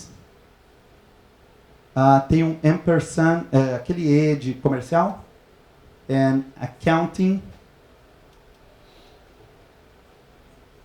Service, Inc. Mesma coisa, Active Contains, vai ter que, provavelmente ele vai te dar esse número aqui. Bom, vai, vê se ele dá, ele vai querer trocar aquele número. Sabia. Tem que fazer de novo porque usou o mesmo número. Tenta lá de novo, ok? De novo, Accounting Service, põe aqui embaixo, beleza. 15683. Volta ali, tem que achar, minha empresa está lá. Ué, será que desapareceu? O que é isso? Tira este símbolo aqui, que às vezes ele não aceita por causa deste símbolo. Isso, Tax and Accounting. Põe aqui em Contains, põe Partial, talvez. Ok, 18338. Vamos lá, tem que aparecer em algum lugar. Clica aí. Essa empresa eu criei em 2006. Você viram que a outra era 2010, né? Essa aqui é 2006. E aqui tá meus dois nomes como... Vixe! Esse endereço aqui já era antigo. Já podia... por exemplo, agora que eu estou percebendo que o meu endereço aqui está desatualizado. Só que quando você vai lá no outro sistema, que ele mostra que é um código especial que você entra, só que esse ninguém pode entrar, a menos que eu autorize, que é um código especial. Daí lá, meu endereço está correto. Como eu quase nunca uso isso, está desatualizado. Mas isso é ótimo para o nosso exemplo aqui, porque essa atualização aqui, em geral, você preenche um formulário online, bota o endereço correto e no outro dia eles já estão atualizados. Então, só para ver, eu tenho outras empresas também, mas eu estou mostrando as minhas, porque é uma maneira fácil de descobrir. E isso daqui, é lógico, é do Departamento de Taxa do Estado de Nova York. E a referência que eles dizem que isso é baseado no database deles até o dia 4 de 2017. 4 foi o quê? Sexta? Então, essa seria a informação de uma empresa. Então, é assim que você faz o search para uma empresa. Eu acho que eu só tenho uma partezinha final na apresentação, e depois eu não sei se eu ainda tenho tempo, mas eu posso explicar para vocês a respeito das escolas. Qual passo que nós estávamos? Bom, vocês viram que às vezes lá fica um pouco mais fácil a gente fazer algumas coisas, né? Quais os tributos? Eu só tenho mais 2 passos que eu quero explicar para vocês, daí a gente pode ficar aberto a perguntas se a gente ainda tiver tempo, ok? Impostos trabalhistas. É mais ou menos 15% do salário é um imposto obrigatório. É como se fosse o Social Security, o INSS, Previdência Social, para vocês aqui. Ok? Então, este daí, mas ele funciona o seguinte: quando você é empregado de alguém, o patrão paga metade e você paga a outra metade. Na verdade, é 15,3%. Mas é mais fácil de ver 15%. Certo? Então, digamos assim, a primeira coisa que você pensaria é quanto que eu estarei pagando para um funcionário. Assumindo que ele está registrado, que ele está nos livros, no book, e eu vou pagar um salário mínimo para ele. Vamos dizer, para a nossa referência, ele vai ganhar $1.000. Não, $1.000 é muito pouco. Salário mínimo de lá, vou dizer que é em torno de 1.500. Ninguém ganha isso, mas vamos supor que a minha filha começou a trabalhar e ela tem 16 anos de idade e ela foi trabalhar no McDonald's. Ok? Lá no McDonald's, preencheu toda a papelada e eles vão pagar para ela $1.500 para o mês. Ok? Então, eles vão descontar metade disso. Ok? Quanto que é 15%? Metade de 15%? 7 pontos alguma coisa? Ok. Beleza. Este valor seria, no caso, $150, né? $75, o empregador, o McDonald's, vai coletar e mandar para o governo. A outra parte, que é o outro $75, ele vai tirar do bolso dele como a parte tributária dele, empresarial. Entenderam até aí? Ok, beleza. Daí depois disso tem depende do tipo de negócio, você vai ter que ter um seguro, ok? Que nesse caso é o seguro, quando você é funcionário de alguém, tem um seguro que aqui vocês também coletam junto com outras taxas. Ela varia de 2% a 15% a tributação, certo?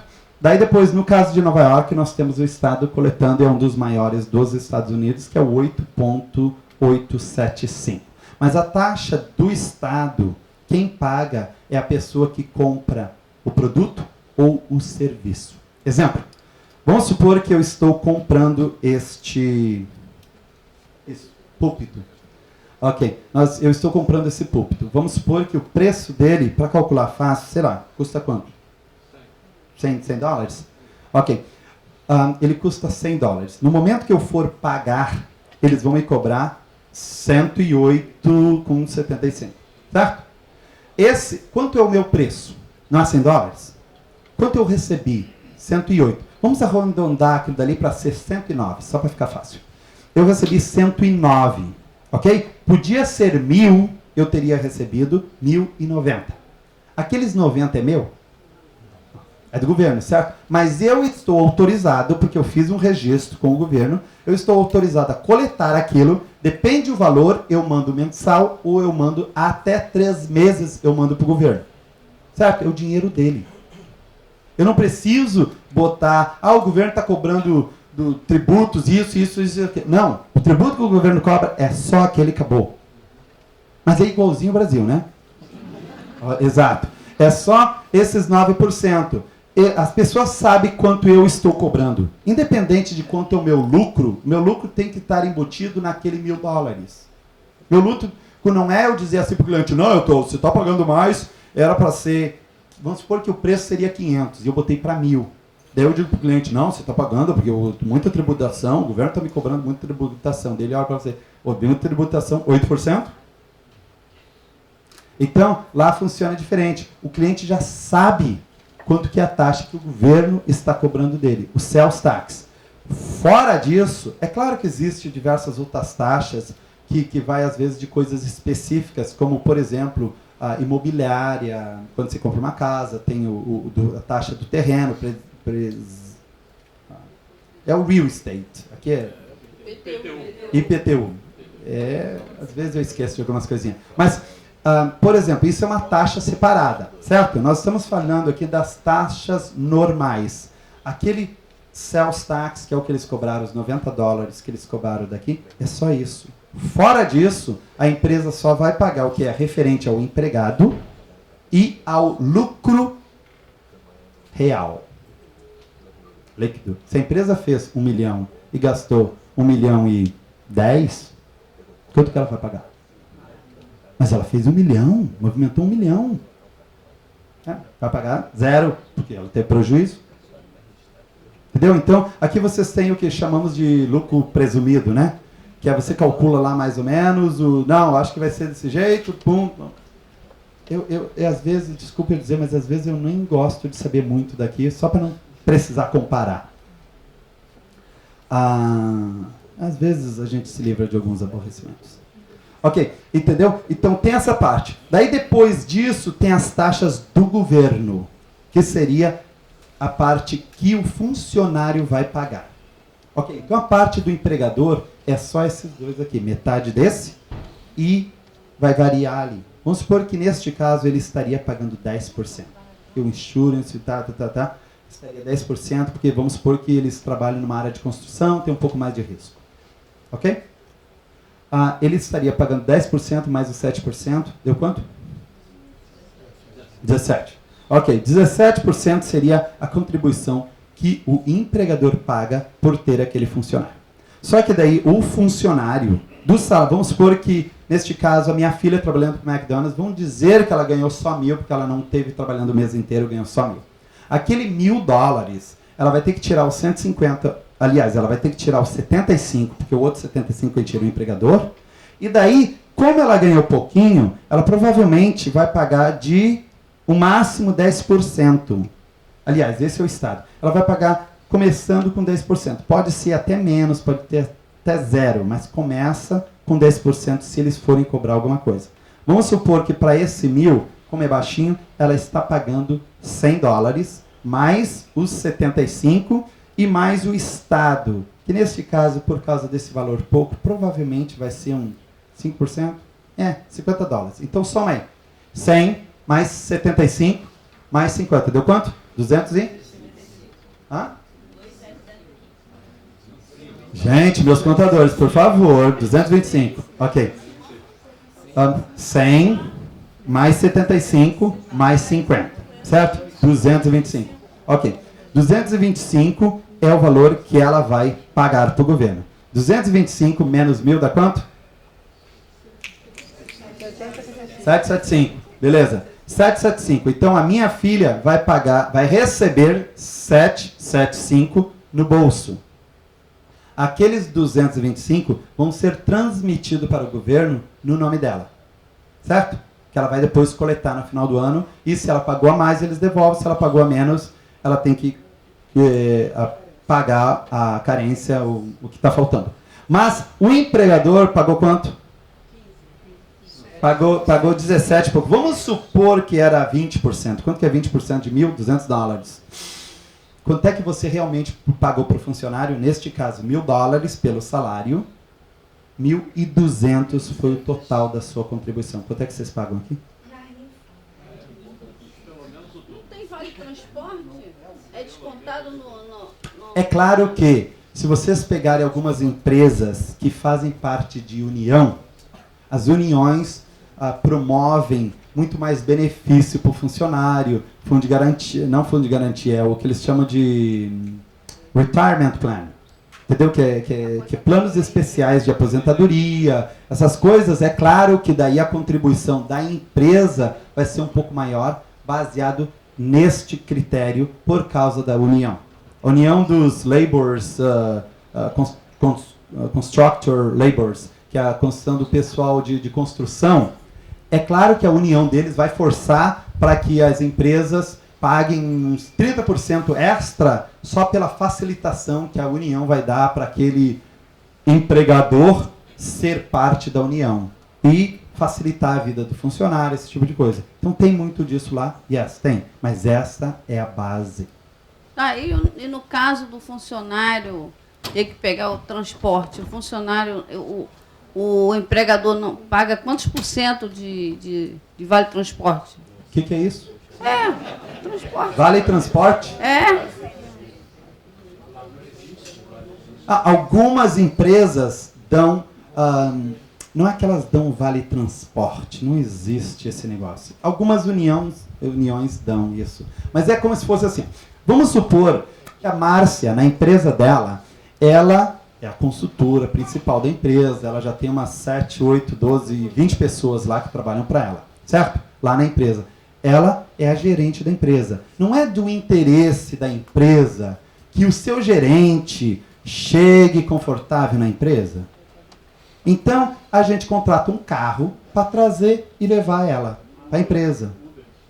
Usa um Uber da vida, e daí no final do mês a gente paga. Ou usa a própria conta da empresa para ela. Mas não é um vale transporte, é como se fosse uma despesa normal da empresa. Assim como a empresa paga, de repente, o telefone dela, paga uma refeição para ela. Teve um período que eu trabalhei para a American Express, sendo um auditor para eles. Então eu viajava nos Estados Unidos, na parte leste, que é onde está New York, e ali eu viajava de Flórida até lá em cima no Maine. Então eles me pagavam os hotéis que eu ficava, pagava os carros, o carro que eu usava. Geralmente a gente, quando é assim, a gente quer usar um bom carro, né? Mas isso é um detalhe. E os hotéis. Então, daí você chegava bem apresentável, você tinha, às vezes, tinha encontro nos hotéis, então geralmente você pedia um hotel bonzinho, né? Tipo um 5 estrelas da vida. Mas a empresa pagava. Eu estou representando ela, estou fazendo auditoria para a American Express. Why not? Tipo, por que não? Elas querem o meu bem-estar, elas querem que eu esteja de bem com a vida para fazer um bom trabalho. Então, é assim que funciona. Mas não necessariamente, eu tenho que pagar o vale transporte, esse tipo de coisa. Posso falar tudo que eu penso? Sem censura, você pode falar. Ó, essa palestra não é uma palestra oficial, viu? Estou falando isso para vocês porque vocês são especiais. A questão é a seguinte, o problema que a gente vê, não o problema, a diferença que a gente vê no Brasil é que geralmente vocês têm que sustentar uma classe muito rica dos monarcas. Então o povo padece porque ele tem que pagar os monarcas que nem na época medieval, entendeu? Na época de Luís XV, Luís XIV. Então os monarcas geralmente extraem muito do povo. E por causa disso, o povo é que tem que pagar muitos tributos. Mas na verdade, esses auxílios só ocorrem porque as pessoas ganham pouco. Porque senão elas não precisavam. Eu ouvi falar que aqui no Brasil tem um negócio chamado 13º, que eu nem sei o que é isso. O que é isso? Estou brincando, gente. 13º lá não existe. Existe sim uma bonificação pelo seu trabalho. Vamos supor que você fez um trabalho bem feito, chega o final do período, o teu patrão, no caso, ele vai dizer, obrigado por ter feito um bom trabalho, eu vou te bonificar esse ano dando um salário extra para você. Geralmente eles não consideram um salário extra, porque nas vezes que eles bonificam, é geralmente mais do que o próprio salário.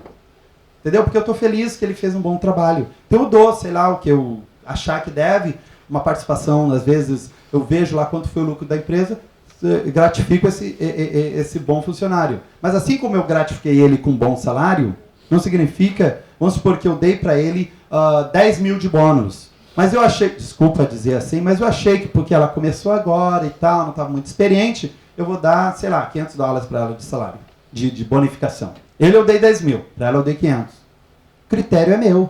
Eu que escolho o que eu vou dar. Não tem aquela obrigação de que eu tenho que dar um outro salário pro cara. E se ocorrer que o Joaquim aqui não fez nada, eu tenho que dar um salário extra para ele, por quê? Não fez nada, eu tô querendo mandar ele para a rua e ainda tenho que pagar um salário. Não funciona assim. É claro que existem indenizações e coisas assim, mas em geral as indenizações não funcionam desta forma. Elas funcionam assim. Vamos supor que eu tenho uma pessoa aqui, atrás aqui, escondida, inclusive me passou a perna, por isso que eu caí. Essa pessoa aqui é um funcionário meu que eu não gosto mais dele. Eu quero mandar ele embora. Funciona da seguinte maneira. Vamos supor que o nome dele é Smith. Ok? John Smith. John Smith. Que nem... Só que não... Bom, seja lá. O John Smith, eu chego e falo para ele, negócio seguinte, John, vem cá. Vamos supor que nós estamos no dia... Que dia nós estamos hoje? 7 do mês. Hoje é segunda-feira. E amanhã eu decido, a empresa é minha, amanhã eu decidi, quer saber? Vi o relatório dele, não gostei, tô achando que esse cara não serve para mim, tem que mandar ele embora. Eu chego amanhã e digo assim para ele, ô João, negócio é o seguinte, John, yes. John, negócio é o seguinte, sorry, but I have to fire you. Desculpa, mas eu tenho que te despedir. Mas por quê? Well, obrigado, você fez um excelente trabalho, mas a gente não precisa mais de você nesse momento. Você pode dar qualquer desculpa que você quiser, ou simplesmente dizer, eu não preciso mais de você. Não precisa dar desculpa. É isso, é a verdade. Não preciso mais de você, obrigado. E geralmente a gente pode passar lá na parte financeira, ou muitas vezes eles já dão direto assim para ele, tá aqui, pega o dinheiro e dispensa a pessoa. E muitas vezes paga até o final da semana. Agora, empresas grandes geralmente fazem, para facilitar, diz assim, vou te dar um mês vou te pagar o restante do mês até o final de agosto, tá aqui o teu salário para até o final de agosto, para que você procure outro emprego. Sabe por quê? Para que eu vou querer um funcionário que eu já despedi, não quero mais, trabalhando dentro da minha empresa? É o quê? O salário dele é o que vai fazer a diferença? Ele pode sabotar a minha empresa, para que eu vou ficar com ele? Então eles simplesmente dispensam. É comum nos Estados Unidos, grandes empresas, dispensar a pessoa por 6 meses. Manda a pessoa embora. Tá aqui, 6 meses pago. Pronto. Você pode coletar tudo. Às vezes eles fazem mês a mês, você pode ir lá coletar, vai cair na sua conta, mas não quero você trabalhando mais comigo. Vai, procura outro emprego. Entendeu? E no mesmo, ou eu posso dizer para o John, negócio seguinte, não te quero mais, está aqui o seu dinheiro, pronto, tchau. Mas e a minha semana? Você que se vire. Vá procurar outro emprego. Muitos não dão outros dias extra. Te despede ali, de acordo com o meu cálculo, você trabalhou 13 horas, 14 horas, 15 horas, o valor total é esse, tá aqui o seu dinheiro, thank you, sayonara, bye. Assim funciona, não tem esse negócio, a dependência de eu tenho que me agarrar com o cara, porque direitos trabalhistas, trabalhista, direito de trabalho só existe um, trabalhe, você vai ganhar o seu dinheiro, não trabalhou, não ganha, ponto. Simples assim. Ok? Só faltou férias. Férias? Existe férias. Nas grandes empresas, por causa das uniões, você vai ganhar férias. A regra geral é o seguinte, se você trabalhou 12 meses, você ganha uma semana de férias. Se você trabalhou 24 meses, eles te dão 2 semanas de férias. Para aumentar mais que 24 meses, você tem que trabalhar 5 anos para ganhar 4 semanas de férias. Serve para você? Entendeu? A férias em geral é só uma semana paga. Agora, se você quiser tirar mais dias, você pode, mas eu não vou te pagar. Você vai ficar em casa, vai para a praia, faça o que você quiser, mas você tem o direito de fazer o que você quiser, mas eu não tenho o direito de te pagar. Vocês são as pessoas chaves que realmente movimentam o Brasil. Muitas pessoas precisam dos contadores. Eles é que fazem a diferença. Lá nos Estados Unidos, eu comecei a fazer a contabilidade, principalmente imposto de renda, em 97. Eu vi quem sou eu para me comparar com os outros contadores formados aqui, com os outros contadores que já estão estabelecidos. Eu não falo a língua tão bem quanto eles, apesar de eu chegar lá, estudar, e sempre estudar e fazer cursos, mas eu ainda continuo com o sotaque de brasileiro. O sotaque nunca muda, não adianta. Mas o ponto é o seguinte, qual a parte que eu podia ajudar? Sabe onde eu peguei? Eu peguei imposto de renda, onde as pessoas têm mais dificuldade, elas chegam lá e é onde elas mais se preocupam. Muitas vezes a pessoa não quer estar presa no imposto de renda, e vocês sabem que imposto de renda em qualquer lugar é sempre complicado. Ou vocês acham que é fácil? Não, né? É vocês que fazem, vocês sabem quão difícil é o caso de ter que fazer o seu imposto de renda. Então, o ponto aqui é o seguinte, vocês são os especialistas, vocês são os caras que fazem a diferença nas empresas. E descubra exatamente onde você pode ajudar uma empresa. Não seja simplesmente alguém que só somou, deu o resultado e pronto. Mostre para os donos de empresa onde eles estão perdendo dinheiro, onde você pode ser a diferença. Sabe por quê? Porque muitas vezes a diferença está num pequeno número. E aquele número se torna um grande número por causa da falta de atenção do gestor da empresa. E vocês vão fazer essa diferença. Quando eu comecei lá, eu pensei, pô, aqui tem uma comunidade de brasileiros. Eles, muitos, não sabem o que está acontecendo com a empresa, ainda mais no país estranho, no país diferente, com a língua diferente. Eu comecei, quer saber? Vou pegar esse pessoal aí.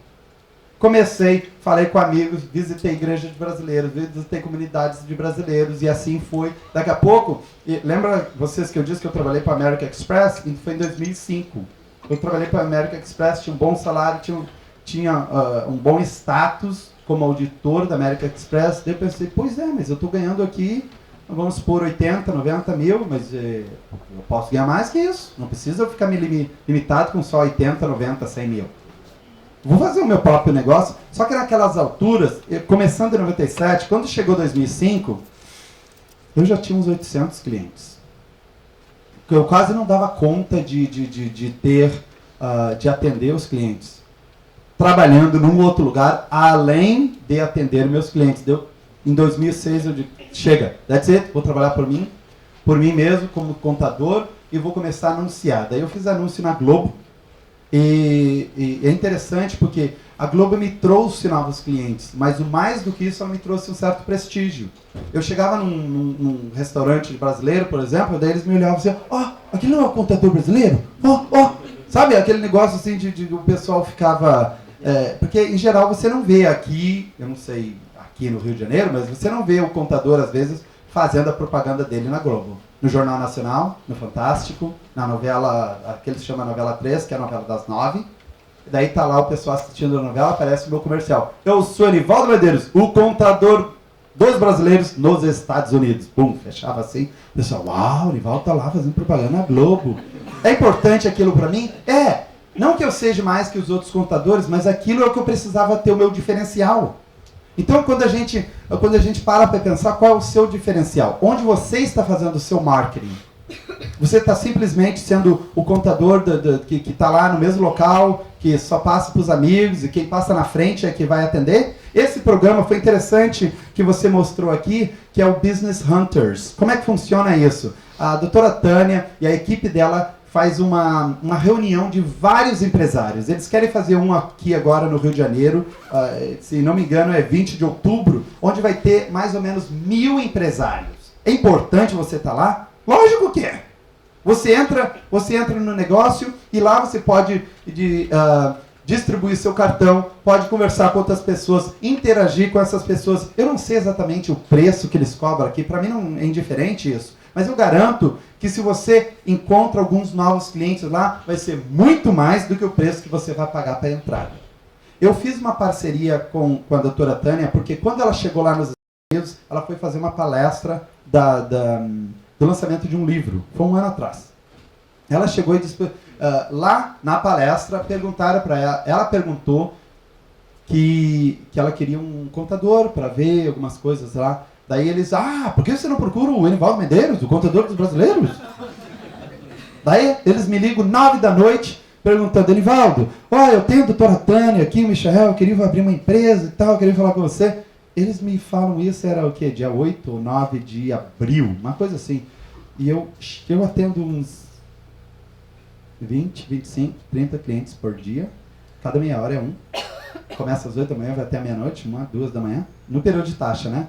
Então, daí eu 9h30, faltam umas 3 pessoas ainda para eu fechar o ciclo do dia. E tudo bem, esteja aqui, deixa eu ver, na minha agenda, ok, 8 horas. Se chegar um pouquinho antes das 8, eu converso com você amanhã da manhã. E ele, mas vai manter um outro horário? Não, é só esse horário. Para mim é indiferente se você é doutor ou se você é funcionário de algum outro lugar. O que é importante é o seguinte, eu tenho que dar atenção para todos. Não é só porque você é doutor que você tem direito especial de ser atendido. Todos são iguais, certo? Porque às vezes chega um cara que é um dog walker, que nem eu falei para vocês, cuida de cachorro, e tá com um problema de $1 milhão no bolso. E eu garanto a você que às vezes o outro doutor não tem esse $1 milhão sobrando. Então você não pode discriminar as pessoas. Mas o fato foi que no outro dia ele estava lá 15 minutos antes da outra pessoa chegar, conversamos e deu, inclusive, sorte para nós, não sorte, providência, que o próximo cliente não chegou, daí a gente conversou um pouquinho mais. Daqui a pouco já estendemos o tempo, quando vimos, estava lá 3 clientes esperando, a secretária vai ter na parede de volta, você já passou demais o tempo. Desculpa, jovem, mas temos que terminar. Ele, não, mas é que eu quero abrir uma empresa, tal e tal. Eu, tá bom, a gente faz assim, assim, assim, mas eu estou viajando, quando é que eu vou poder voltar aqui para pegar a empresa? Quando você viaja? Dentro de 2 dias. Ok, amanhã, você vai, eu acho que segunda-feira, eu viajo na quarta. E quando é que eu tenho que voltar? Eu acho que eu estou voltando daqui a 6 meses aqui, daí será que a empresa vai estar pronta? Eu digo, se você vier amanhã, ela está pronta. Eu falei assim, tão natural para ele, daí ele falou uma outra coisa para mim, perguntando, mas e quando então que eu volto para pegar o papel da empresa? Eu, amanhã, terça-feira. Ele, você está me dizendo que amanhã vai estar tudo pronto? Sim. E quando foi ele, o noivo dela, Michel Dávila, ele foi lá falar comigo. Daí ele disse, só que amanhã tem que estar os dois para a gente assinar no banco. Daí fizemos, estava tudo pronto. No outro dia, chegou lá de manhã, fomos no banco, abrimos a conta para eles e abrimos a empresa deles, que foi aquela que eu mostrei para vocês, de Life Coach, Executive Life Coaching. Mas o ponto foi o seguinte, ela ficou assim, caramba, como é que lá no Brasil demora tanto e aqui tão rapidinho assim? Daí aquilo dali surgiu a nossa amizade. E agora nós estamos fazendo um Business Hunters semelhante a esse em Nova York no dia 20 de setembro. Tem inclusive pessoas que estão indo daqui para ir lá conhecer esse local. Espero contar com a sua presença lá. Qualquer um de vocês que quiser pode entrar tanto em contato comigo quanto eles, que a gente consegue uma oportunidade para vocês lá, de que você possa mostrar para os brasileiros lá, para um dog walker, que às vezes tem $1 milhão e não sabe o que fazer, para você dizer para ele, ei, investe aqui em tal lugar no Brasil, assim, assim, assim, seja você o contato de pegar essa pessoa. Porque muitas vezes eles querem comprar coisa no Brasil, querem administrar os negócios dele no Brasil, não sabem aonde, porque eles estão lá, puxa vida, eu estou fazendo dinheiro aqui. Tem um outro rapaz que é o engraxate. O senhor, ele é engraxate, ele tem 10 casas no Brasil e 2 na Flórida. Ele é um engraxate. Você vai discriminar o cara só porque ele é engraxate? Alguém de vocês, eu sei que alguns de vocês têm, mas em geral, não é todos que têm 12 casas, certo? Uma coisa é certa, vocês não são engraxates, certo? Podem até ter as 12 casas, 15 casas, mas não fazem um trabalho tão simples quanto ele, mas é valorizado, não importa o que você faz, desde que você faça com qualidade. Eu só gostaria de terminar aqui dizendo o seguinte, este ano eu vou fazer diferente. O ano que vem, quando é de janeiro a dezembro, de janeiro a abril, é o período que eu faço praticamente 80% do meu income, do meu ganho. Certo? De janeiro a abril, eu faço mais que 1.000 impostos. Daí o povo pensa assim, não, o cara está mentindo. Calcula comigo, se você faz 20 pessoas por dia. Não, mas como é que você faz 20 pessoas por dia? Calcula, das 8 horas até... Conta aí, cada meia hora é uma pessoa. 10 horas depois, das 8 às 18, deu o quê? 6? Eu vou até meia-noite? Deu para fazer mais que 20, né? Então, mas não é, eu não estou dizendo isso porque eu sou melhor que ninguém, ok? Eu estou dizendo que a maioria dos contadores também fazem, ok? É claro que meu volume é grande porque eu atendo a comunidade toda, independente se é os caras que têm empresas grandonas ou se é o cara que tem só imposto de renda. Porque o imposto de renda lá, todo mundo paga. Todas as pessoas que ganham mais que $400 por ano fazem imposto de renda. Você acha que se a gente aplicasse essa regra no Brasil, todos que ganham mais que R$400 pagariam imposto de renda? Quantos contribuintes vocês teriam? Vocês acham, vocês contadores teriam algum cliente? O que você acha? Teria milhares de clientes, não é? Ok, a regra aqui é diferente. Mas o que eu quero dizer é que lá é assim. Eu não sei se vocês querem responder alguma pergunta, se meu tempo acabou, o que vocês querem fazer? Estou à disposição. É bem rápido. Você falou o tempo todo de abertura de empresas, né? Porque eu estou com um projeto de ir para fora, só que eu já tenho empresas aqui. No caso de filial, alguma coisa assim, necessariamente teria que ser o mesmo ramo daqui ou não? Se for uma filial, geralmente é o mesmo ramo, né? Mas vocês escolhem, não tem problema. O que geralmente ocorre é o que eles chamam de holding, ok? É quando você une algumas pessoas, faz uma empresa e aquela empresa às vezes compra outras empresas. ok? O funcionamento de filial funciona assim. É como se você primeiro criasse a empresa, daí depois que você criou, a outra empresa passa a ser dona daquela empresa, entendeu? Mas é uma coisa simples de fazer, a gente pode fazer para você. É como se você criasse um filho lá, ele tem 26 anos e você quer que ele case. Não é fácil fazer um casamento? Então, mais ou menos isso. Desculpa, pessoal, às vezes eu falo as coisas simples, não é tão simples, mas é que vocês são um pessoal inteligente, um pessoal seleto, por isso que eu estou dizendo. Para vocês é simples, talvez para outros empresários não seja, mas para vocês a compreensão é super simples. A gente vive isso, pode ser em país diferente, mas vive. Yeah. Fala, jovem. Então, na verdade, toda essa explicação difere muito se for uma empresa nova ou filial, como estava falando? Não. Ou, tipo assim, tem uma empresa no Brasil, vai abrir uma filial lá. A dona dessa filial lá vai ser a empresa brasileira? Ou não, pode estar misturado? Ela vai, no momento que ela surge, quem vai ser o dono é a pessoa que abriu. Sim.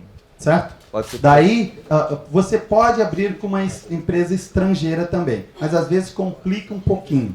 O mais fácil é você abre com as pessoas. Vamos supor que ela seja diretora das empresas aqui. Ela vai lá, abre a nova empresa com o nome dela.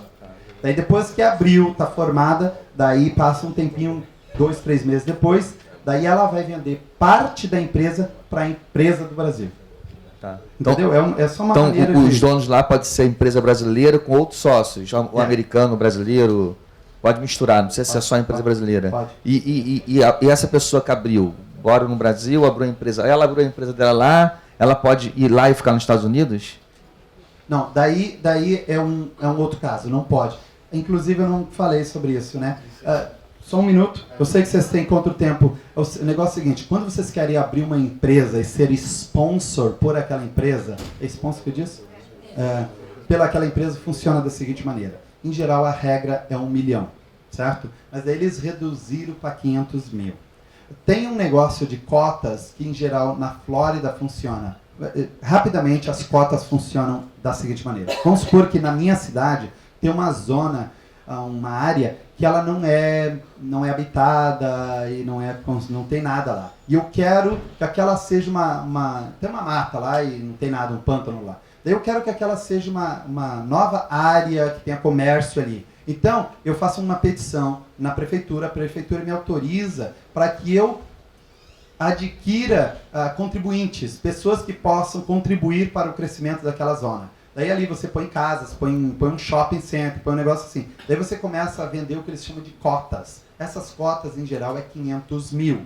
Daí, para que eles tenham um benefício, um chamarisco para as pessoas de fora, é como se você estivesse comprando o seu green card para participar daquilo. Ok? Mas tome muita atenção quando você fizer isso, porque muitas vezes tem muito negócio que não é verdadeiro, que já passou o período da cota, eles já não estão mais autorizados, mas mesmo assim eles estão vendendo. Eles vendem, você paga 500 mil, depois quando você vai, demora 6 meses depois pela imigração, você descobre que o negócio já não está mais, mas daí você já pagou o dinheiro, daí para devolver é um sacrifício. Então quando fizer uma coisa dessa, procure orientação de um profissional. Tem? O outro ponto é o seguinte, vamos supor que a Márcia abriu essa empresa e quer fazer consultoria. Vamos sugerir que a Márcia aqui no Brasil tenha uma empresa aqui, que é o caso que ela tem. Ela quer abrir essa consultoria. Nós vamos abrir a empresa lá e vamos dizer o seguinte, olha, para que essa empresa produza e dê resultado aqui nos Estados Unidos, nós precisamos da especialista Márcia, certo? Então eu preciso dela aqui nos Estados Unidos para gerenciar, para fazer o negócio acontecer. Então a gente vai com uma petição especial para o governo, a imigração, e daí nessa petição a gente vai dizer, olha, essa empresa, se a Márcia investir direto 500 mil, contratar 5 ou 6 funcionários que estejam no book, trabalhando normal, fica mais fácil usar a empresa de lá, certo? Se tiver depois de 1 ano, 2, que isso aconteceu, daí ela pode ser a pessoa que vai chamada do Brasil para um caso especial para atender a necessidade da empresa que tem pelo menos 500 mil de funcionamento e 5 funcionários. Ok? Agora, Se ela está recém-formando a empresa e não investiu esses 500 mil, daí a classificação que eles fazem é diferente. Eles usam a empresa do Brasil. No caso, a consultoria dela no Brasil. Daí o critério tem que ter, se não me engano, 10 funcionários, pelo menos, aqui no Brasil, e pelo menos $1 milhão em valores, né? No caso, 3 milhões e 200. A empresa é como se fosse essa empresa aqui agora é que tem que suprir e bancar a pessoa e a empresa que está indo lá. Entendeu? O mínimo lá é quanto? Não tem mínimo. Não, o mínimo lá seria o 500 mil.